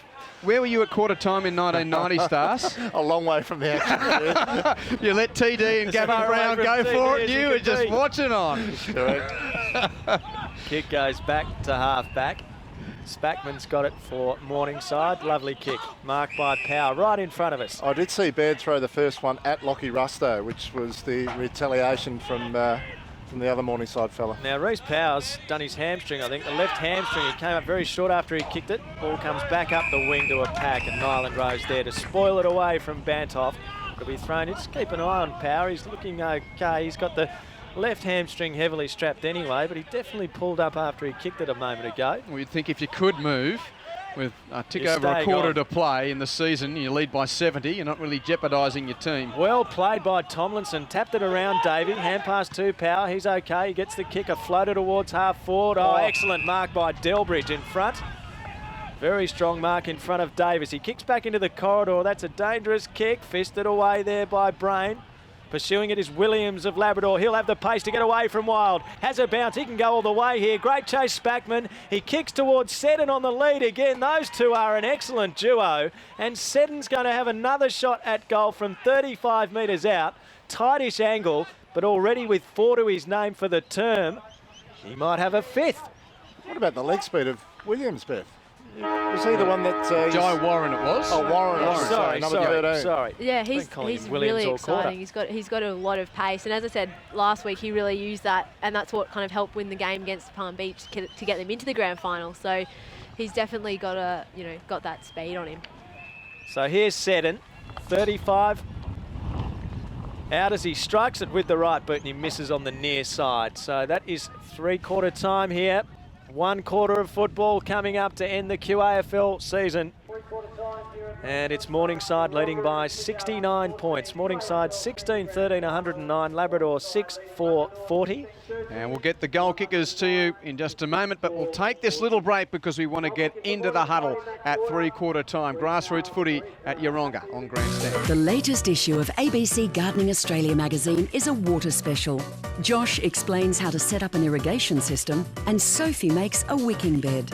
Choose the right trees for your garden and learn how to grow and pickle olives. Plus, explore a charming Sydney garden. The side is led by 41 points at quarter time, by 66 at half time. So a much better term from Labrador there. They've held ground pretty much, but still Morningside winning the quarter. The side is 16-13, 109 to Labrador's 6-4-40. Into David Lake in the huddle in just a moment. But the goal kickers, Evans with 3, Power 2. Well, Hackett's got 3 as well. So 3 to Evans, 3 to Hackett, 2 to Power, and singles to Kinch, Russ, Shelton, AB, Dalton, Nash, Upton and Delbridge. While for Labrador, Seddon has 3 with singles to Warren, Daniel, and Seddon's got 4 in fact. Seddon has 4, all in that term. Let's join Zane in the Morningside huddle. Okay, you can really enjoy this quarter because they will drop off. Come on, you've got to work for it. Come on. Most importantly, like the sad, 4 goals each in that quarter. Yeah, you win the quarter by a couple of points, but we were better than that. Just simple little things that we let lapse in our game. The biggest one there, the handball receive run, and our forwards don't. Yes, as you said, don't get caught rolling back. Be coming up. Give the bloke something real to give the footy to. Most importantly, the push-up pressure that we've applied early. Don't get too happy. I thought we just backed it off a little bit. Mate, continue to push up on them, continue to put pressure, get our hands on the footy, then away we go. Make sure with our skills we execute. Mate, still put pressure on yourself. Mate, that's great, but we tick 2 boxes and I don't know, geez, are we happy with what we did last quarter? We need to tick the last one. You want to come home with something to talk about, some enjoyment. Mate, you've done a lot of hard work, but you've got to do one more. You've got to do one more. The real enjoyment is in what you deliver now. So hard at the footy, execute cleanly, make sure we set up. One bloke can't get lazy. All got to be still in the same boat. All we're still got to be having a crash. Let's finish it off. That's terrific. That's terrific. Right in among the huddle as David Lake delivers his last address of the season, basically. He'll say something, no doubt, after the game, but as far as the last talk to his players as they're about to go into action for the year, you can hear him saying, come on, let's make sure that we enjoy it because we've got an 11-goal plus advantage. The flag is ours, but we want to make sure that we finish in style. It's great, isn't it? I mean, Zane's access today at the huddles has been a highlight. Been fantastic to be able to listen to the coaches, and obviously Lakey there not happy with being 10 or 12 goals up, Beth, just trying to stem the flow of the opposition score. Coaches are hard to please, aren't they? Yeah, I like the phrase, oh, you want something to go home and talk about. I think a flag would be all right to go home and talk about. I wouldn't worry about winning the second half, to be honest. But that's just the kind of competitive beast he is. I remember Lee Matthews in the 2003 granny against Collingwood. I think the Lions were 10 or 12 goals up, and Collingwood kicked 3 quick ones at the end. He wasn't happy. And it was even his rule about minutes left and goals needed to steal the game was well and truly, he was on top of that, but still not happy when the opposition are kicking easy goals. Even though he had half a dozen guys busted put his team 10 goals in front in the grand final. No, still not happy. Still not happy. Nigel, don't care about the fractured rib. Keep going. Punctured lung, whatever. Keep doing it. And boys, if there was any concern about Paul Shelton's faculties, I can tell you I'm lucky that I didn't have the mic in there because he was giving him a fair rev up when we moved away from the coach's address. So 1 quarter remains in the QAFL season. The flag, barring the most miraculous of quarters from Labrador, is heading to Esplanade Oval. But what has the last half hour of footy got for us? Centre bounce restarts play, and there'll be a free kick in the middle of the ground as Liam Burke went in hard for Labrador, got high contact, and will take the free kick next to the bullseye. So Labrador with the advantage of the breeze in this last term. The kick from Burke inside 50 is marked by Nash. He's had a good day for Morningside. He's got Kinch as a runner and hands it off. And Kinch's short pass is marked by Tomlinson, still deep in the back line for the Panthers. Tomlinson has also had a good day. He spots up Nash again, still 35 metres from the goals he's defending. Alistair Nash kicks out towards the eastern wing. Aby's there, playing in front, fisted away from him. Nicholas has done a good job on Aby. Ball hits the deck. Delbridge gets Morningside moving forward again, and Hackett takes a mark on his chest. Centre wing, hand pass to a runner going by in Dalton. He gives a hand pass off and a driving kick long inside the 50. At the back, no mark taken by O'Donnell. Chance for a goal to Russ. Did he get a boot to it? Yes, he did. And Russ gets another quick goal to start a term for Morningside. Russ has had an excellent game. That's his second. And Morningside has 17. 17-13, 115. Labrador 6-4-40. Glad you guys are doing the votes, because Nash started with the ball there in defence, and Delbridge got involved, and Hackett got involved, and then Evans, and then the favourite, Lockie Russ. He's starting a betting market there, Stars. I'm batting for Lockie Russ. Ben. Well, he's been very good. you just spoke of Lions Collingwood Grand Finals. We have been asked to put the votes in just before the end of the game, but you know, the Voss Buckley controversy. Not too early. Of 02. Don't want that happening again. No. Bucks was very good that game. Oh, stop it, Not Sam. quite as good as the number 3 for Brisbane, even though he won the medal, Zane. But here we go. Back in the middle and a clearance for Morningside. Rushed forward by Evans, who's also had a good day. In the goal square, another one for the Panthers coming up. Wadsworth is there to kick the goal. Towed it through with his left boot at the top of the goal square. Hackett, I think. Oh, sorry, I've got the wrong team. Hackett. My apologies. Hackett for Morningside. He's got 4. And it's Morningside 18-13, 121 to Labrador's 6-4-40. Queuing up now. Yeah, they're going to start spreading it around soon. Might see some guys get thrown forward and see how they go. I'm going to say, I thought here Wadsworth wasn't that small. That rookie error late in the game. See, that's why the coach needs you to give the 3/4 time rev up. Keep your mind on the job, quarter to go. Make sure you tick all the boxes. Yep, sorry, Jamie Hackett. He's 4th. He's had a good day. From the middle, Shelton gets a hand pass, and he receives one back again. Gives one going around the back to Tomlinson. Kicks inside 50, gets past Aby. Tom Daniels at the back. He gives a hand pass to Turner. Back to Daniel. Daniel's kick is a good one to Matthew Clark. He marks 40 metres out from the goals he's defending. On that left boot, he wobbles a ball out towards the wing.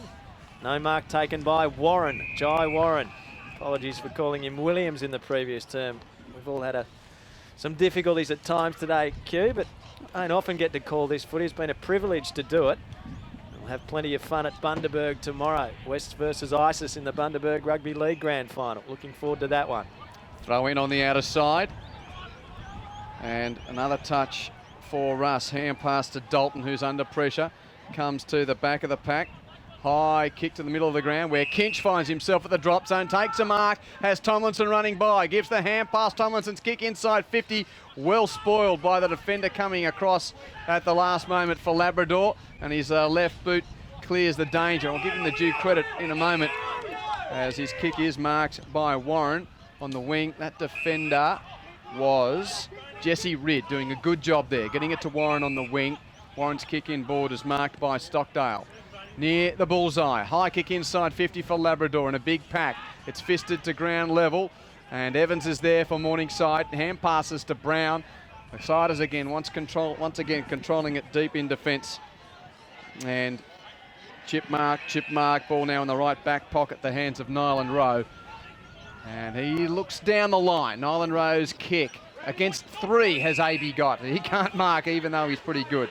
And Davis takes the grab for Labrador. His kick inboard is a shocker. Turned over. Picked up by Hackett, who hands it to Russ. Russ has kicked the centre half forward. Taken by Gordon. Gordon's kick on goal was ugly, but he got decked after kicking. And is there playing to advantage? Nope. It's going to come all the way back for a free kick to Gordon. Or did they play the downfield? It's a downfield free kick in the left forward pocket. So no advantage, but free kick in the left forward pocket. Looks like it's going to be big Peter Mollison to take the kick on goal. All started from that shocking turnover back here by Davis under really no pressure at all, Beth. Turned the ball over, trying to chip the ball back inside. Just a shocking skill error. Yeah, and they've done a few of those today. It's disappointing and probably a big difference in the two sides. So the umpire just setting this mark in the left forward pocket. Mollison has 7 goals for the year. He's played all bar 3 games this season. Tall, lanky customer coming in on the right foot drop punt, and a very casual and astute finish for Peter Mollison. He kicks the goal. Morningside has 19. 19-13, 127 to Labrador's 6-4-40. Well, he's had a very good game as well. I mean, he's feeding a really good, strong quality midfield, isn't he, Peter Mollison today? And Big O'Donnell's helped him out as well. But Peter Mollison been a ruckman at Morningside now for a number of years and had a really good game in the grand final today, Beth. Yeah, and he's really improved a lot this year. I think last year he played a lot of 2s and he missed out on selection in that grand final last year. So he's come a really long way, and now he's definitely their first choice ruckman, which says a lot about his attitude this year. Voice of Beth Newman, community football writer for AFL Queensland with us. Butterick got a hand pass, but picked up by Hackett. Hackett's kicking towards goal again. That's going to go out of bounds on the full. And it'll be a free kick to be taken by Jacobs of Labrador. Morningside with 12 different goal kickers this afternoon. Hackett with 4, 3 to Evans. Also 2 to Russ. Jacobs not sure what to do with it. Gets a lead from young Butterick. That's ignored, so he kicks it out towards the boundary line. Back with the flight. Unable to get on the end of it. In the end, it goes out of play in front there of Walker. And it'll be thrown in at left half back for the Tigers. Hey, Stas, we talk about, Morningside wanting to maintain the rage, but what's in this final quarter for the Labrador Tigers? Just a bit of pride, Zane, and trying to take the game on and try things, take a heap of risks. Good mark there from Matthew Daniel in the pack. He kicks quickly in the Seddon direction again. Up he goes. In fact, that might not be Seddon. That's Featherston who's gone forward. Comes out beautifully there. Snap on goal from Seddon. He's got his 5th anyway. He's turned it on in the second half. Simon Seddon, 5 goals, playing a lone hand in the forward line for Labrador. Labrador has 7. 7-4-46 to 19-13, 127. 8 played a final term, and Seddon from 25 out, 30 out, getting on the end of the ball, snapping on the right boot. Lovely finish. To answer your question, Zane, I think it boils down to a bit of personal pride as well as team pride, and Simon Seddon's decided that he's going to stand up in the second half regardless of what the scoreboard says, and he's going to do his bit. So, to stand up like that in a losing team shows a fair amount of pride. Restart in the middle. Lovely tap down from O'Donnell to Shelton. Shelton's kick inside 50. A juggling mark taken by Mollison. Was thinking of playing on. He shaped to handball but decides against it. And the resting ruckman in the forward line is going to have another shot on goal left of centre and about 35 to 40 metres out. It's a bonus when the ruckmen start taking some grabs down there, Beth. Yeah, I think he's enjoying having a bit of a rest up forward while O'Donnell does all the hard yards in the middle, and it's giving him a few extra stats. So Mollison looking for his second. He looked pretty good in front of goal with his first kick, and that's another very good finish. Elegant, very straight attack with his run up towards goal, and he kicks it through. So that's now 20 goals for Morningside, 20-13, 133 to Labrador's 7-4-46. And just as I was looking out to the Southern Oval there, Beth, I can see the Zilmere side warming up for the QAFL Grand Final, which will follow this game, with Zilmere taking on Cooperoo in the women's game. And if you want to keep across the scores of that, if you follow on Twitter, AFLQ or QAFL News, you'll be able to. And it will be live streamed as well. Live stream, yep. Still Yep. on the website. Good on you, Beth. Bantoft in ruck. The umpire not happy with his bounce as Bantoft had knocked it the Tigers' way, and he's going to recall it. So it's O'Donnell and Bantoft. Josh Clark out of the game for Labrador with a leg injury in the second half. And from the middle, Shelton, a scrappy little kick that gets Morningside moving forward again. Spackman's out after it. Davies there as well. Spackman picks up, hand pass inboard towards Evans. Cleverly slapped onto Hackett. Hackett gives to Wilson, 50 out, just gets his kick as he was tackled. Inside the 50, a mark in defence for Nicholas of Labrador. He kicks out towards Baird. Baird takes the mark, has a bit of room to move. He assesses and kicks nicely to Warren on the wing, all on his own. He's going to use his pace to try and take on O'Donnell. Sweeps a hand pass inside to Davis. Davis spins through a tackler almost. He got the hand pass to Seddon. 52 metres out. Seddon kicking long to goal again. This guy can play. What a goal. This guy can play. He's kicked 6. Labrador's kicked 8 and Seddon has kicked 6. And he's kicked all of them in the second half. We're only 11 minutes into the final term. Morningside 20-13, 133 to 8-4-52. Simon Seddon. Imagine if he was being fed by the Morningside midfield, how many goals he would have kicked in their forward line. Probably have about 15 by now. Yeah, that's a phenomenal effort, isn't it? Outside the 50, you bang that one? Yep. He's kicked the last 6 goals that Labrador has kicked in the game. So they kicked 2 in the first half, and the 6 in the second half have all come from the boot of the number 15. 81 points the lead to Morningside. Tap in the middle is been sharked by Burke of Labrador. He was defensive side of the pack. The ball's gone to right half back. Davis is there for the Tigers. Had it, lost it, goes in, locks it up. Umpires watching, coming clear though. The Siders again out towards, oh, that's a good pass. That was Logan on the left boot into Mollison, the diving ruckman, again taking another grab. So he's up for his 3rd consecutive goal for Morningside. It's a 2-man shootout at the moment between Seddon and Mollison. Reece Powers a part of that build-up as well for Morningside. So he's leading up at the footy like a key forward, Beth. Looks like he belongs down there. Yeah, it's bizarre. He hasn't played much there all season, but he looks like he's been playing there every week. Very simple Very approach, natural. and he kicks through the footy. And again, the goal umpire doesn't have to do much work. That's a 3rd goal for Peter Mollison. And Morningside has 21. 21-13, 139 to Labrador's 8-4-52. If you're just joining us, we'll be heading to the MCG at 4:30 for Port Adelaide's quest to upset Hawthorn and earn a berth against Sydney in the AFL Grand Final. And tonight, all the action from Sydney in the National Rugby League, with Canterbury Bankstown taking on Manly Warringah for the right to go through to the preliminary final and play Penrith. Quite appropriate too, Q, that after that goal, the Mountain Creek State High School band was playing the final countdown. I reckon you need to get some oxygen over to them shortly, Zane. They'll be running out of air. 7 goals in 13 minutes in this final term. From the middle, Mollison taps it down. Taken by Upton. Upton to Kinch. Kinch on the wing. Little left foot kick towards Shelton on the bounce. Under pressure from Daniel. Burke comes in to lend assistance for Labrador. Comes to the back of the pack. Featherston gets a hand pass near the boundary line to Burke. Dribbles a kick forward, coming out to meet it. Upton picks it up down low for Morningside. Left foot kick inside the 50. At the back, almost a mark to Walker in defence for Labrador. He worked it out pretty well. Kick goes up the wing and a mark taken for Labrador. Wadsworth's got it. He chips towards half forward, up high in front. No mark to Daniel, gets to the back. Seddon's lurking again. Oh, here they are, both of them, Seddon and Mollison. He gets around Mollison. He gives a hand pass to Butterick. Butterick sweeps one back over the top. Daniel in the pocket on the right boot, missing to the right. 8-5-53 Labrador. Morningside 21-13, 139.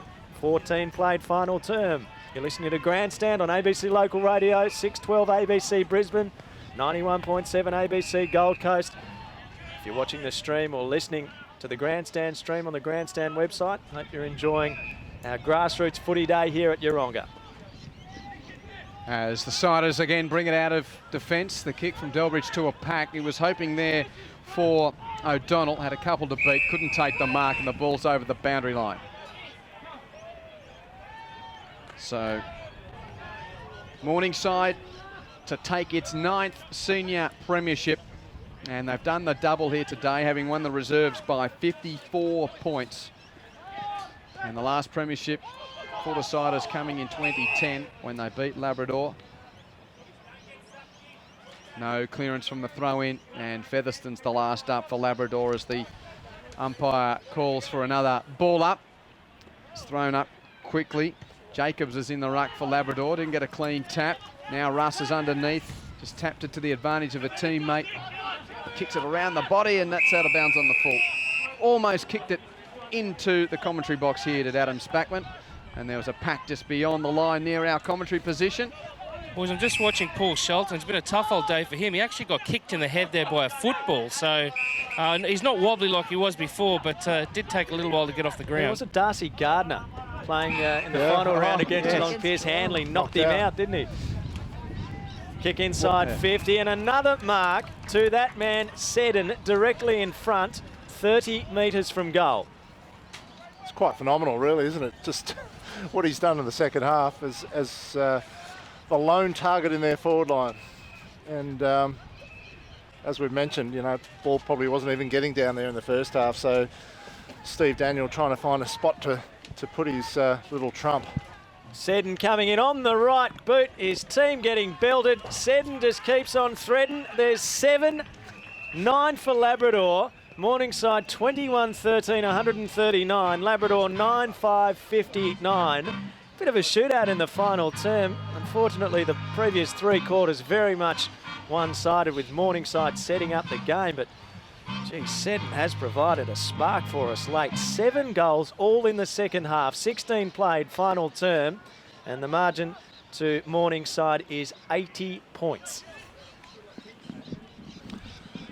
Just enjoying the last 10 minutes or so, aren't they, Beth, at the moment? They're just plenty of smiles, players filling their boots. Labrador still hitting the scoreboard every now and then, but Morningside will be pretty comfortable. Yeah, I think this would be the best part of the game, that last 10-15 minutes when you know for sure you've won the premiership and you just get to enjoy it and just play footy and not worry about the score or anything like that, and just have fun. Well, the bounce was a wobbly one, so it will be recalled and thrown in the air. And again, O'Donnell getting first hand for Morningside. Kicked inside 50 for the Panthers. At the back of the pack, Abey, can the veteran get a late goal? Oh, and he hits the post. Oh, big Ken Abey hits the post. Running hard to the right forward pocket. Just a minor, quickly brought in by Tom Daniel for Labrador. Kick goes to right half back, and the Tigers move it freely. But 21-14, 140 now for Morningside to 9-5-59. Labrador's turned it over, coming out of defence. And Shelton's going to kick Morningside inside 50 again, and the mark is taken as it went over the head of Tom Daniel. Just try and... Jamie Hackett, I think it might Hackett, be. is it? Yes, Hackett. Well, he's looking for a 5th. He's been very good today. He's really come back into form. It's one of his better games of the year. Good time to have it. So having missed the major semi-final, a chance to kick 5 in a grand final. Hackett over the paint of 50, slight angle to the left, the drop punt across the face. It is a minor, his first indiscretion to my reckoning, no second. Thanks, Al. 2 behinds, 4-2 for Jamie Hackett, 21-14, 140 to 9-5-59. Daniel kicks in. Tom Daniel, a spiralling ball into the middle. Setting up, couldn't quite take the mark. Delbridge the rove. He kicks towards half forward. Four's getting over there along with his opponent in red. It's gone out of play. Still fairly blustery here in the box. It's awesome seeing that talk take that win too. It just kept floating, didn't it? Certainly did, Zane. Big kick in from Tom Daniel. So a boundary throw in 60 metres out from Morningside's goal at the southern end. Jacobs went up for Labrador, knocked it down to Red, got it back by hand, gave to Brain by hand, who kicks it towards our commentary position. Marking contest, it goes out of play on the full. And a free kick to Morningside as Wadsworth went up high. Free kick taken by the impressive Nash. He spots up 4. Sam 4, right in front of our broadcast position. What are you on the saying? western wing. The impressive Nash. You got something? No, He's had a very good game. He's got it again, Q. This must be. He's had double-figure marks, definitely. I'm about to collate the. Papers have been blowing around everywhere. The secret ballot. Each commentary member's done a 5, 4, 3, 2, 1 for the Joe Grant medal, and I'm about to have a look at them all to work out the team 5, 4, 3, 2, 1. Our one vote for the best on-ground medal. I know one commentator that didn't have a vote. Zane, you didn't. Who would you pitch for? We'd have to send a paper plane down to you, Zane. I'd and go if you Lockie threw it Russ. back, it'd probably end up in another suburb with the wind today. Yeah, Lockie Russ, okay. Lockie Russ. Okay. He's a bit of a popular one up here. So Kinch has got it, and he's having a shot for Morningside from about 45 metres out. He comes in, he kicks at goal on the left boot, it's missing near side and through for a minus score. You don't Quentin's chuckling at the votes. You don't know how telling Zane Bojack has just become, considering the tight nature of. I don't think we're the only voting card, are we, Beth? I'm not sure. I didn't even know I was going to be voting today, so I'm there you not go. too sure. You might have to split the votes. Zane. 83 points the lead to Morningside.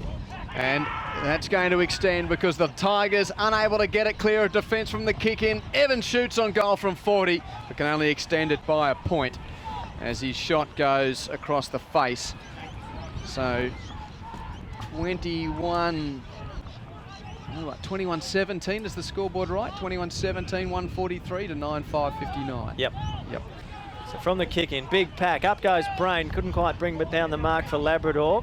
Matthew Clark, though, gathers, has a bounce, and he kicks from near the boundary line up towards half forward. Here's Seddon on his own, will mark on his chest. He's too far out here, but he wants to play on. He calls for a lead. He kicks it inside the 50. Lovely kick too, and a mark taken by Daniel directly in front. No, it's Warren who's marked directly in front, 45 metres out and 50 metres.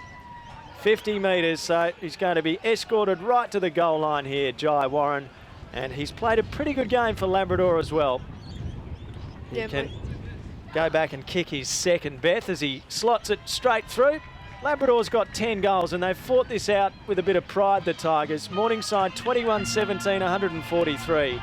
Labrador 10-5-65. We've played 22 minutes of the final term. Yeah, Davey and also Featherstone haven't had the impact that I thought perhaps they might have had today. I think Joe Warren and Seddon have been the best two for the Tigers so far today. And, I mean, if they keep going, who knows, they're not going to have an impact on the result, but certainly a bit of momentum for next season and a good off-season for them both as well. It takes a bit of character, doesn't it, just to hang in the game, and Simon Seddon's been super. That kick in front of Warren there was another beauty going forward. So his second, and we're at the 22.5-minute mark of the final term of the QAFL Grand Final. Featherstone comes in with some heavy bodywork there on 4, but both are up and okay. Labrador to go inside 50 again. Baird with the long kick. Where's Seddon in a wrestle with Brown? Couldn't take the mark. Rover snapped on goal. That's a goal from Stockdale for the Tigers. So another late bit of consolation for Labrador. Nice little finish on the right from Stockdale, snapping it truly from 25. 21-17, 143, plays 11-5-71. He's probably been the disappointing one down there today, Beth. Stockdale hasn't really been able to find much of the footy. No, he really hasn't. He's been well held today and, yeah, hasn't taken too many marks, hasn't really been in a very dangerous position. I think that says a lot to the performance of Michael Wild, who's a very, very good fullback and very good, and only 20 as well. He only played 10 games this season, Stockdale, but he kicked 33 goals in them. That was his first today.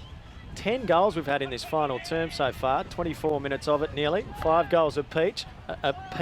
Kick inside 50 again for Labrador. Tomlinson's there to clean up. He got a hand pass towards Nyland Rowe, who couldn't take it with him. There's Wild, as Beth mentioned. Hand pass to Tomlinson. Tomlinson clears with a lovely ball out to left half back. Short pass was on from Logan.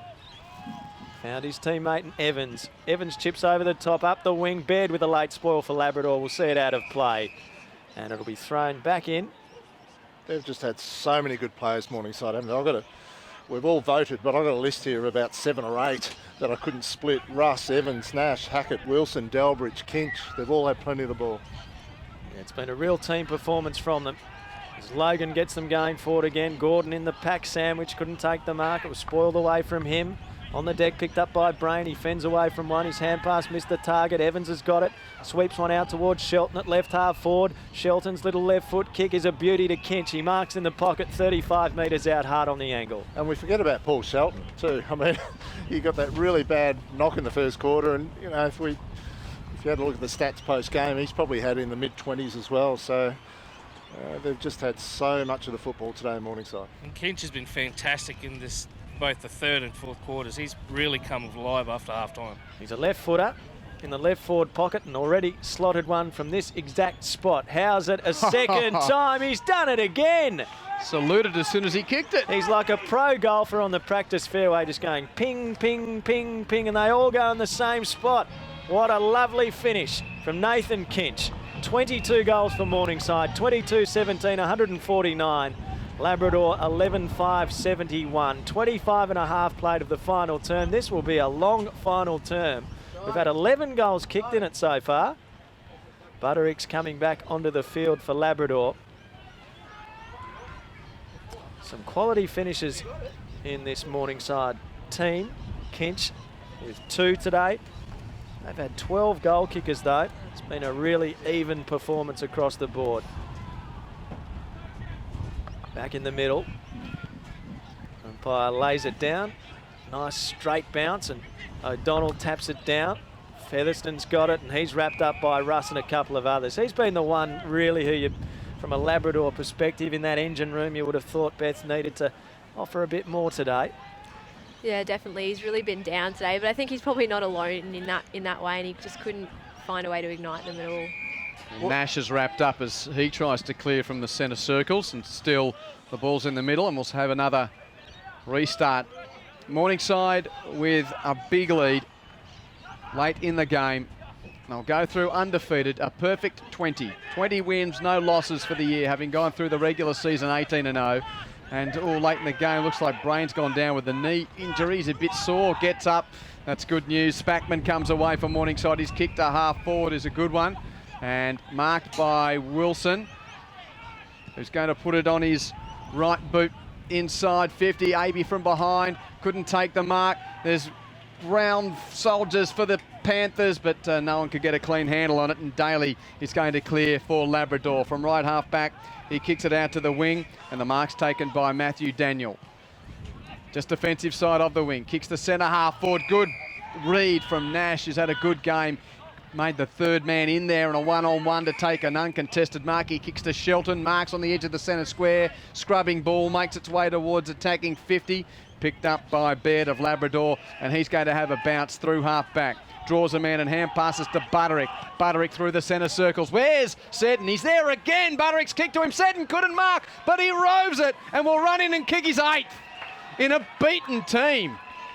Oh, wind the clock back to 1989 and Gary Ablett. Yeah, it's not the 6-point margin. I was going to say it before. It's just like Hawthorn taking on the one-man mountain down in that forward line. He kept kicking goals and keeping Geelong in it. Not the case for Labrador, but you're right, Q. What a great effort it's been by Seddon. 8 goals, that's incredible. Particularly off from half-time too, Beth. In a half a footy. That's the amazing thing, isn't it? Yeah, well, he's gone up for a mark, nearly taken the strong mark in front, and then critically, Craig, he kept his feet and got to the back.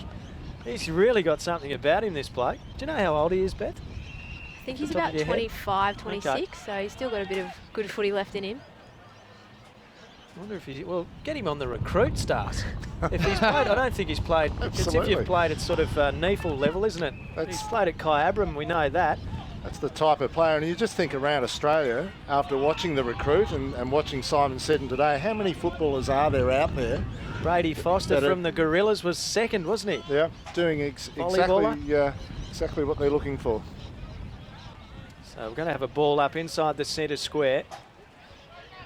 72 points the margin of Morningside as we tick up towards 29 minutes played. Sam Ford's just come out of that contest limping a fair bit. Tapped down by Mollison to Upton to Russ. Russ gets a kick towards half forward. Hackett comes out to meet it. Knocked away from him by Walker. Running onto it, Power. Power with power. Gets a hand pass over the top towards Nash. Bad bounce for him. Picked up by Featherston. Breaks the tackle of Tomlinson and a good kick too. Finds Stockdale. Stockdale towards Seddon. What can he do this time? He's in a hot streak. He's got it again. in a game that, from a scoreboard perspective, hasn't had a lot of relevance lately. He has added a massive spark and given us something from a Labrador perspective to get excited about. He's a chance to kick his 9th in a half of football. The bloke he's playing on too, Josh Brownell, had a reasonable first half, I've got to say, as one of a number of Morningside defenders. But 35 out on the right boot. This is the other thing about him. He finishes his work every time. This is 9 goals, 1. 9-1 I've got him for. Okay. I didn't get the behind for him. 9-1. 9-1, okay. 9 goals, 1. What a performance from Simon Seddon. He's kicked 4 goals in the 3rd term and 5 in the last term. Stunning footy. But it's Morningside, 22-17, 149. Labrador, 13-5, 83. 30 played final term. Zane Bojack. How many goals do you have to kick in a losing team that's getting pumped like this to get best on ground? he might have got a vote from one of the judges. Yeah, he got 2 of them, I think. He got a few. He got some votes. Got some votes. That was about 5 or 6 minutes ago, mind you. Well, this He's working his way up the leaderboard. He should be higher up. Great service in the middle from Mollison straight down to Shelton. Kicks forward. AB falling back, almost took the mark. Couldn't. Tom Daniels there to get it clear. And Labrador's going to come out of defence. The bouncing run there of Walker came to nothing. He kicked it into the back of an opponent. Luckily, Tom Daniel got the spillage. Kicks it across half back. Mark taken by Darley for Labrador. He's at right half back. Kicks it to the wing. This is fluent movement. Davis kicks to half forward. Wadsworth juggles a mark 55 from goal. Where is he? Go to Give it to Seddon. See if he can get 10. We need 10. He's got 2 on him. He's calling for it down in the goal square. Yeah, they've double teamed him now. It's taken the full game for that to happen. So, for the time being, there mustn't be much time left in the game. This is probably the last chance. Can he jump on top of a pack here if this kick doesn't have the distance? He definitely give it a go. From Wadsworth. It's a high right foot drop punt. Seddon's trying to get to the pack. Oh, another teammate's taken a mark. That is Matt Daniel in the pack. Hand it off. Well, Seddon's there. He's lurking. Yeah. Daniel's coming around on a tough angle in the left forward pocket. And Daniel opens up the angle and kicks misses. he's kicked it on the near side. Misses. So it's a 63-point lead to Morningside, 22-17, 149, plays 13-6, 84. So the kick in marked in the left back pocket. And the short pass from Kinch is a turnover. It wasn't a good kick at all, and shot at goal coming up for Featherston. Only 30 metres out, just about directly in front. Well, he's getting his late goal, but I think he would have liked to have been a bit closer. The last couple of times he's done that in finals, he's won the game for his team, but not on this occasion. What a final term this has been. Labrador's kicked 7 goals, Morningside's kicked 6, and Labrador's just kicked another. Directly in front, Featherston makes no mistake. 14 for Labrador, 14-6, 90. They've added some respectability. This really could have been a blowout. Morningside 22-17, 149. 33 minutes played in the final term. So Labrador with 8 goals to 6 in this final term. I reckon we've got another couple of minutes of playing time with that number of goals kicked. And just to reiterate, we'll be heading to the MCG after this. No changes to the teams for Hawthorn or Port Adelaide, with Simpkin the sub for Hawthorn and Moore the sub for Port Adelaide. So the Hawks and the Power to come your way shortly on 612 ABC Brisbane and 91.7 ABC Gold Coast. So Featherston with a goal, and that's the last 3 in the game to Labrador, and they've also kicked, that's 6 of the last 7 goals for Labrador, so they really have been able to haul in this lead that was inching up towards the 100 mark. And they go forward again here as Featherston, Stockdale comes out. Couldn't take the mark. Underneath it is Evans for Morningside. So the Panthers have the ball defensive side of the centre circles. Spackman's kick to the wing, marked by the prolific Nash, who's had a very good day, was there really when the whips were cracking at the start of the game and has kept going. Nash kicks wide, he's got a man. Wilson taking the mark. At left half forward, 50 out. Quick inside 50. Russ there, couldn't take the mark, and his pocket is pinched by Baird. Chance for Labrador to come clear. Featherston kicks it long for the Tigers. Oh, he's on his forward. own. Mark to Warren. Warren dishes it off. Now, can they get it to Seddon? Yes, they can. Stockdale's pass is marked by Seddon. It almost went over his head, but Seddon's hands were sticky. He's taken the grab. 20 metres out. 45 degrees to the right. On the siren. Come on. Joy for Morningside as the premiership is theirs, but in a losing cause. Seddon for 10 after the siren. He has got it. Goodness That's gracious. amazing. He's kicked the goal, but now all attention can turn to the Panthers and their 9th premiership in 2014. It's Morningside, the perfect season. 20 wins without defeat. The first team since Southport in 1999 to go through a QAFL season undefeated. They win the flag by 51 points. Morningside 22-17, 149 to Labrador's 15-6, 96. But Simon Seddon, 10 goals. With the last kick of the game, he gets his 10th. 10 of 15, that's some game. But well done to David Lake and the Panthers for the perfect season. Handshakes exchanged out in the middle. We'll be able to get a bit of reaction from ground level before we take you to the MCG. But as was the case in 2010, on grand final day, Morningside too good for Labrador. Zane?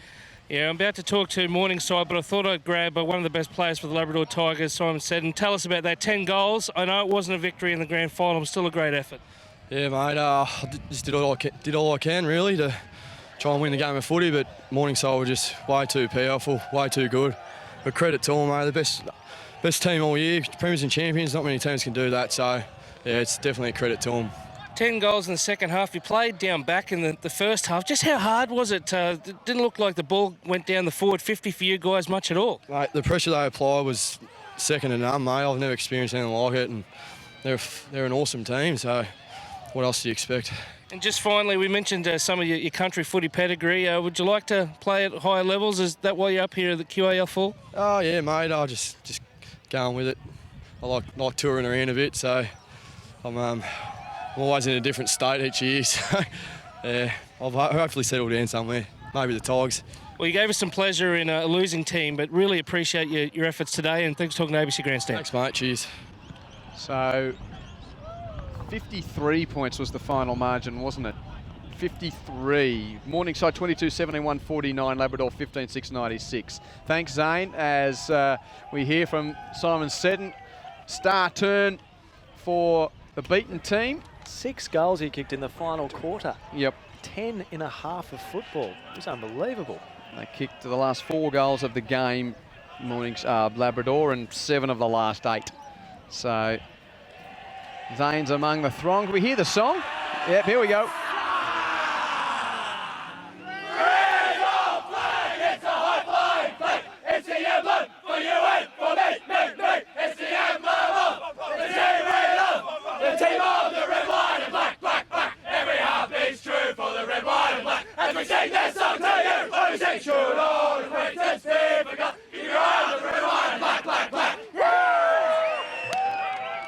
I'm sure even Melbourne fans will get a bit of joy out of that. They haven't heard their song too many times this year, but it's been sung on every occasion that Morningside has fronted up in 2014, 20-0. What a season. Undefeated premiers. That takes some doing, Stars.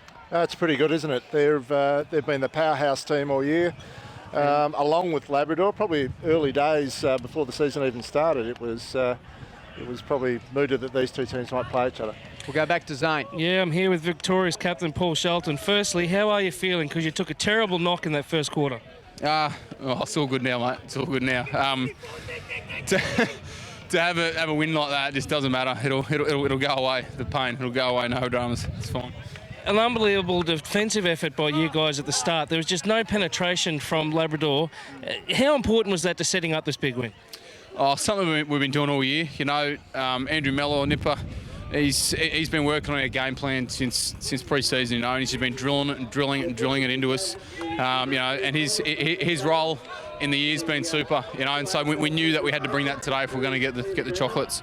And just finally, there's been a lot of great players for you guys this year, but who do you think stood up best for Morningside in season 2014? Oh, it's hard to put it down to one. It's a fantastic year to go undefeated, you know, and do what we've done. There's been some blokes who played twos last year, played in the twos granny, now playing a senior one.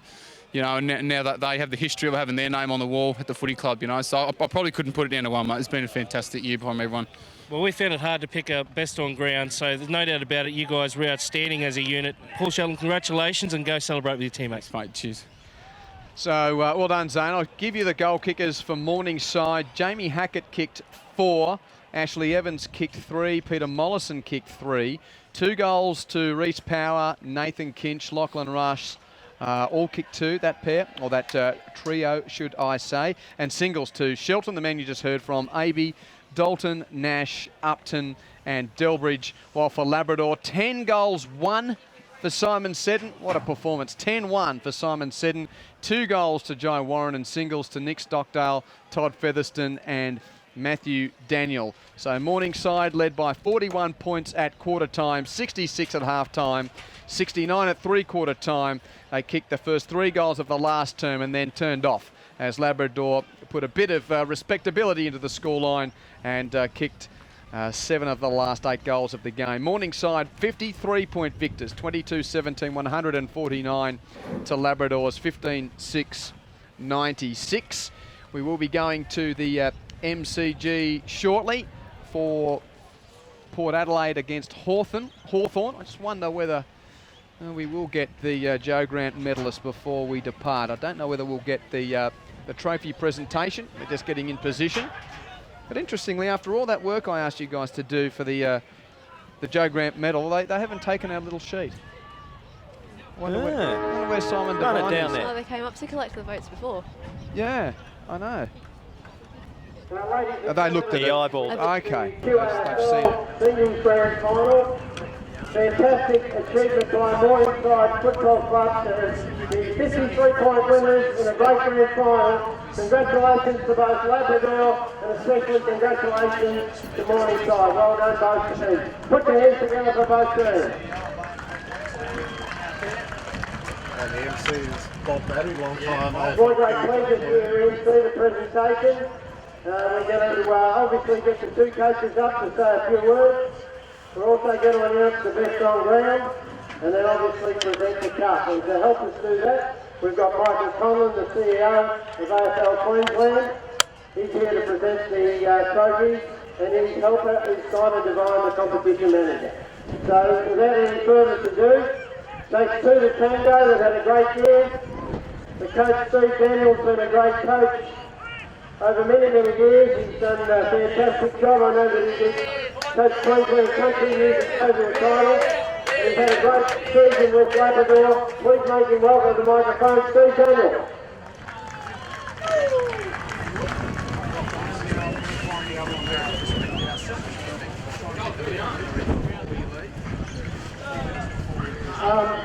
First of all, to my boys over there, I'll tell you what, I'm so proud of you and what you've done and what you've achieved this year. We've come a long way to get to where we have, and I can't speak more highly of you, so keep your heads up. So Mikey and Shel, so I'll tell you what, you've got an absolute fantastic and super side there. You've got your undefeated, you deserve everything you've got. We as a club are striving to get to where you are, like the other 10, 9 clubs around here. You're just unbelievable side. Well done, short of a couple of days. Totally deserve it, boys. Well done.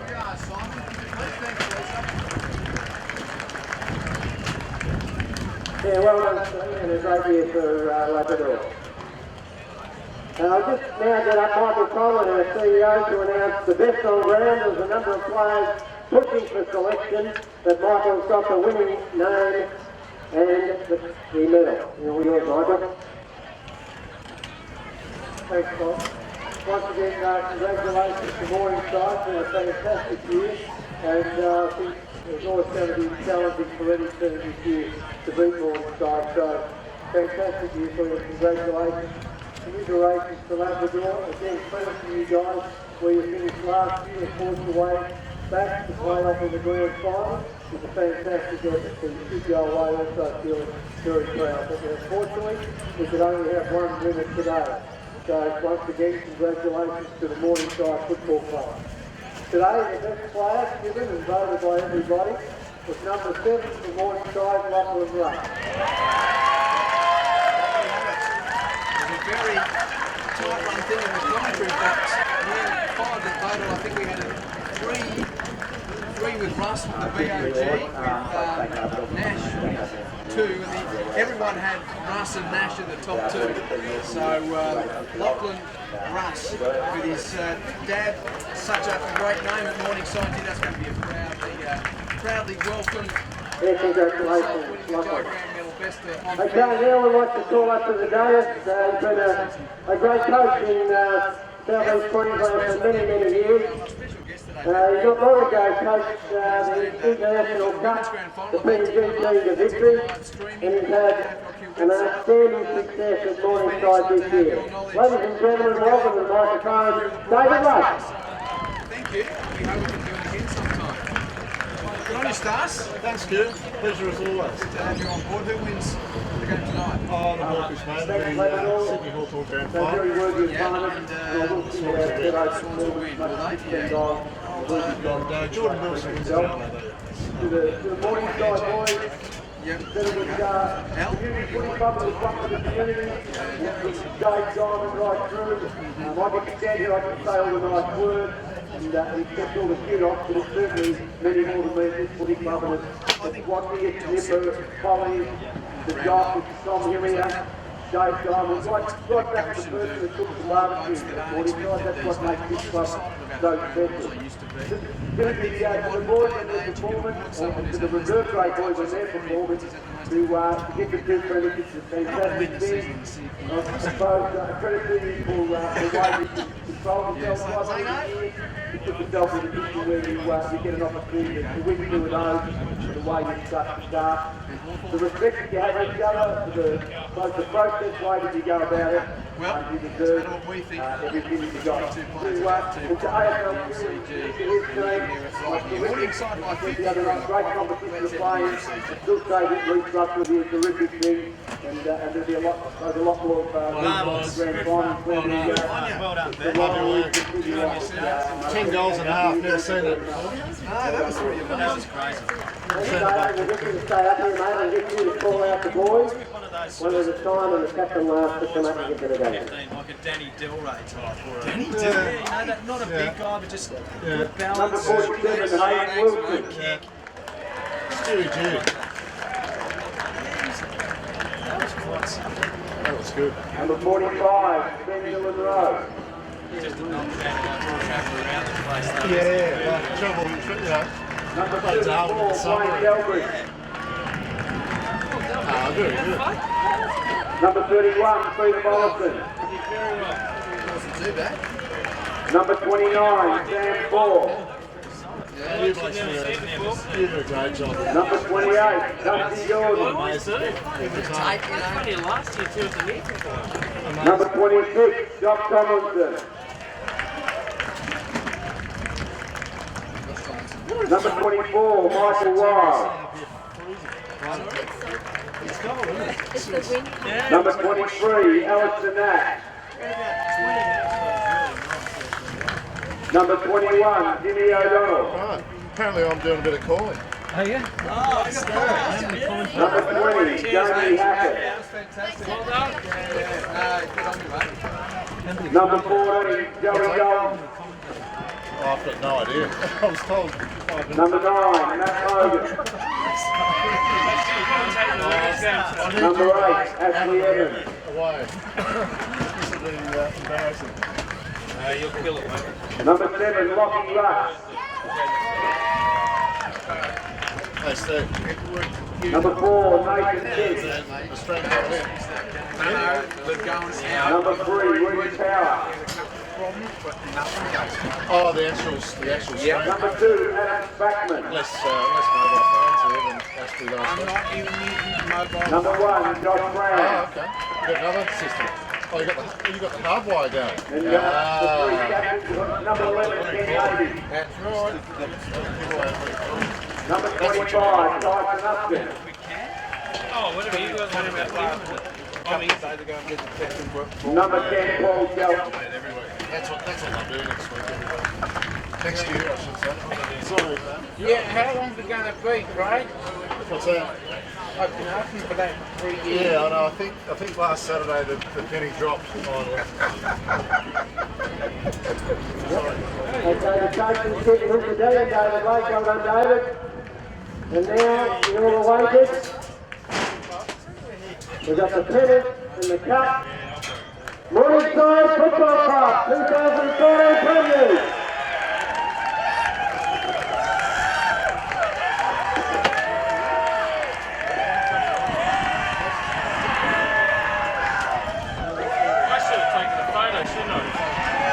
Again, a round of applause to Labrador as they leave the field. Well done, boys.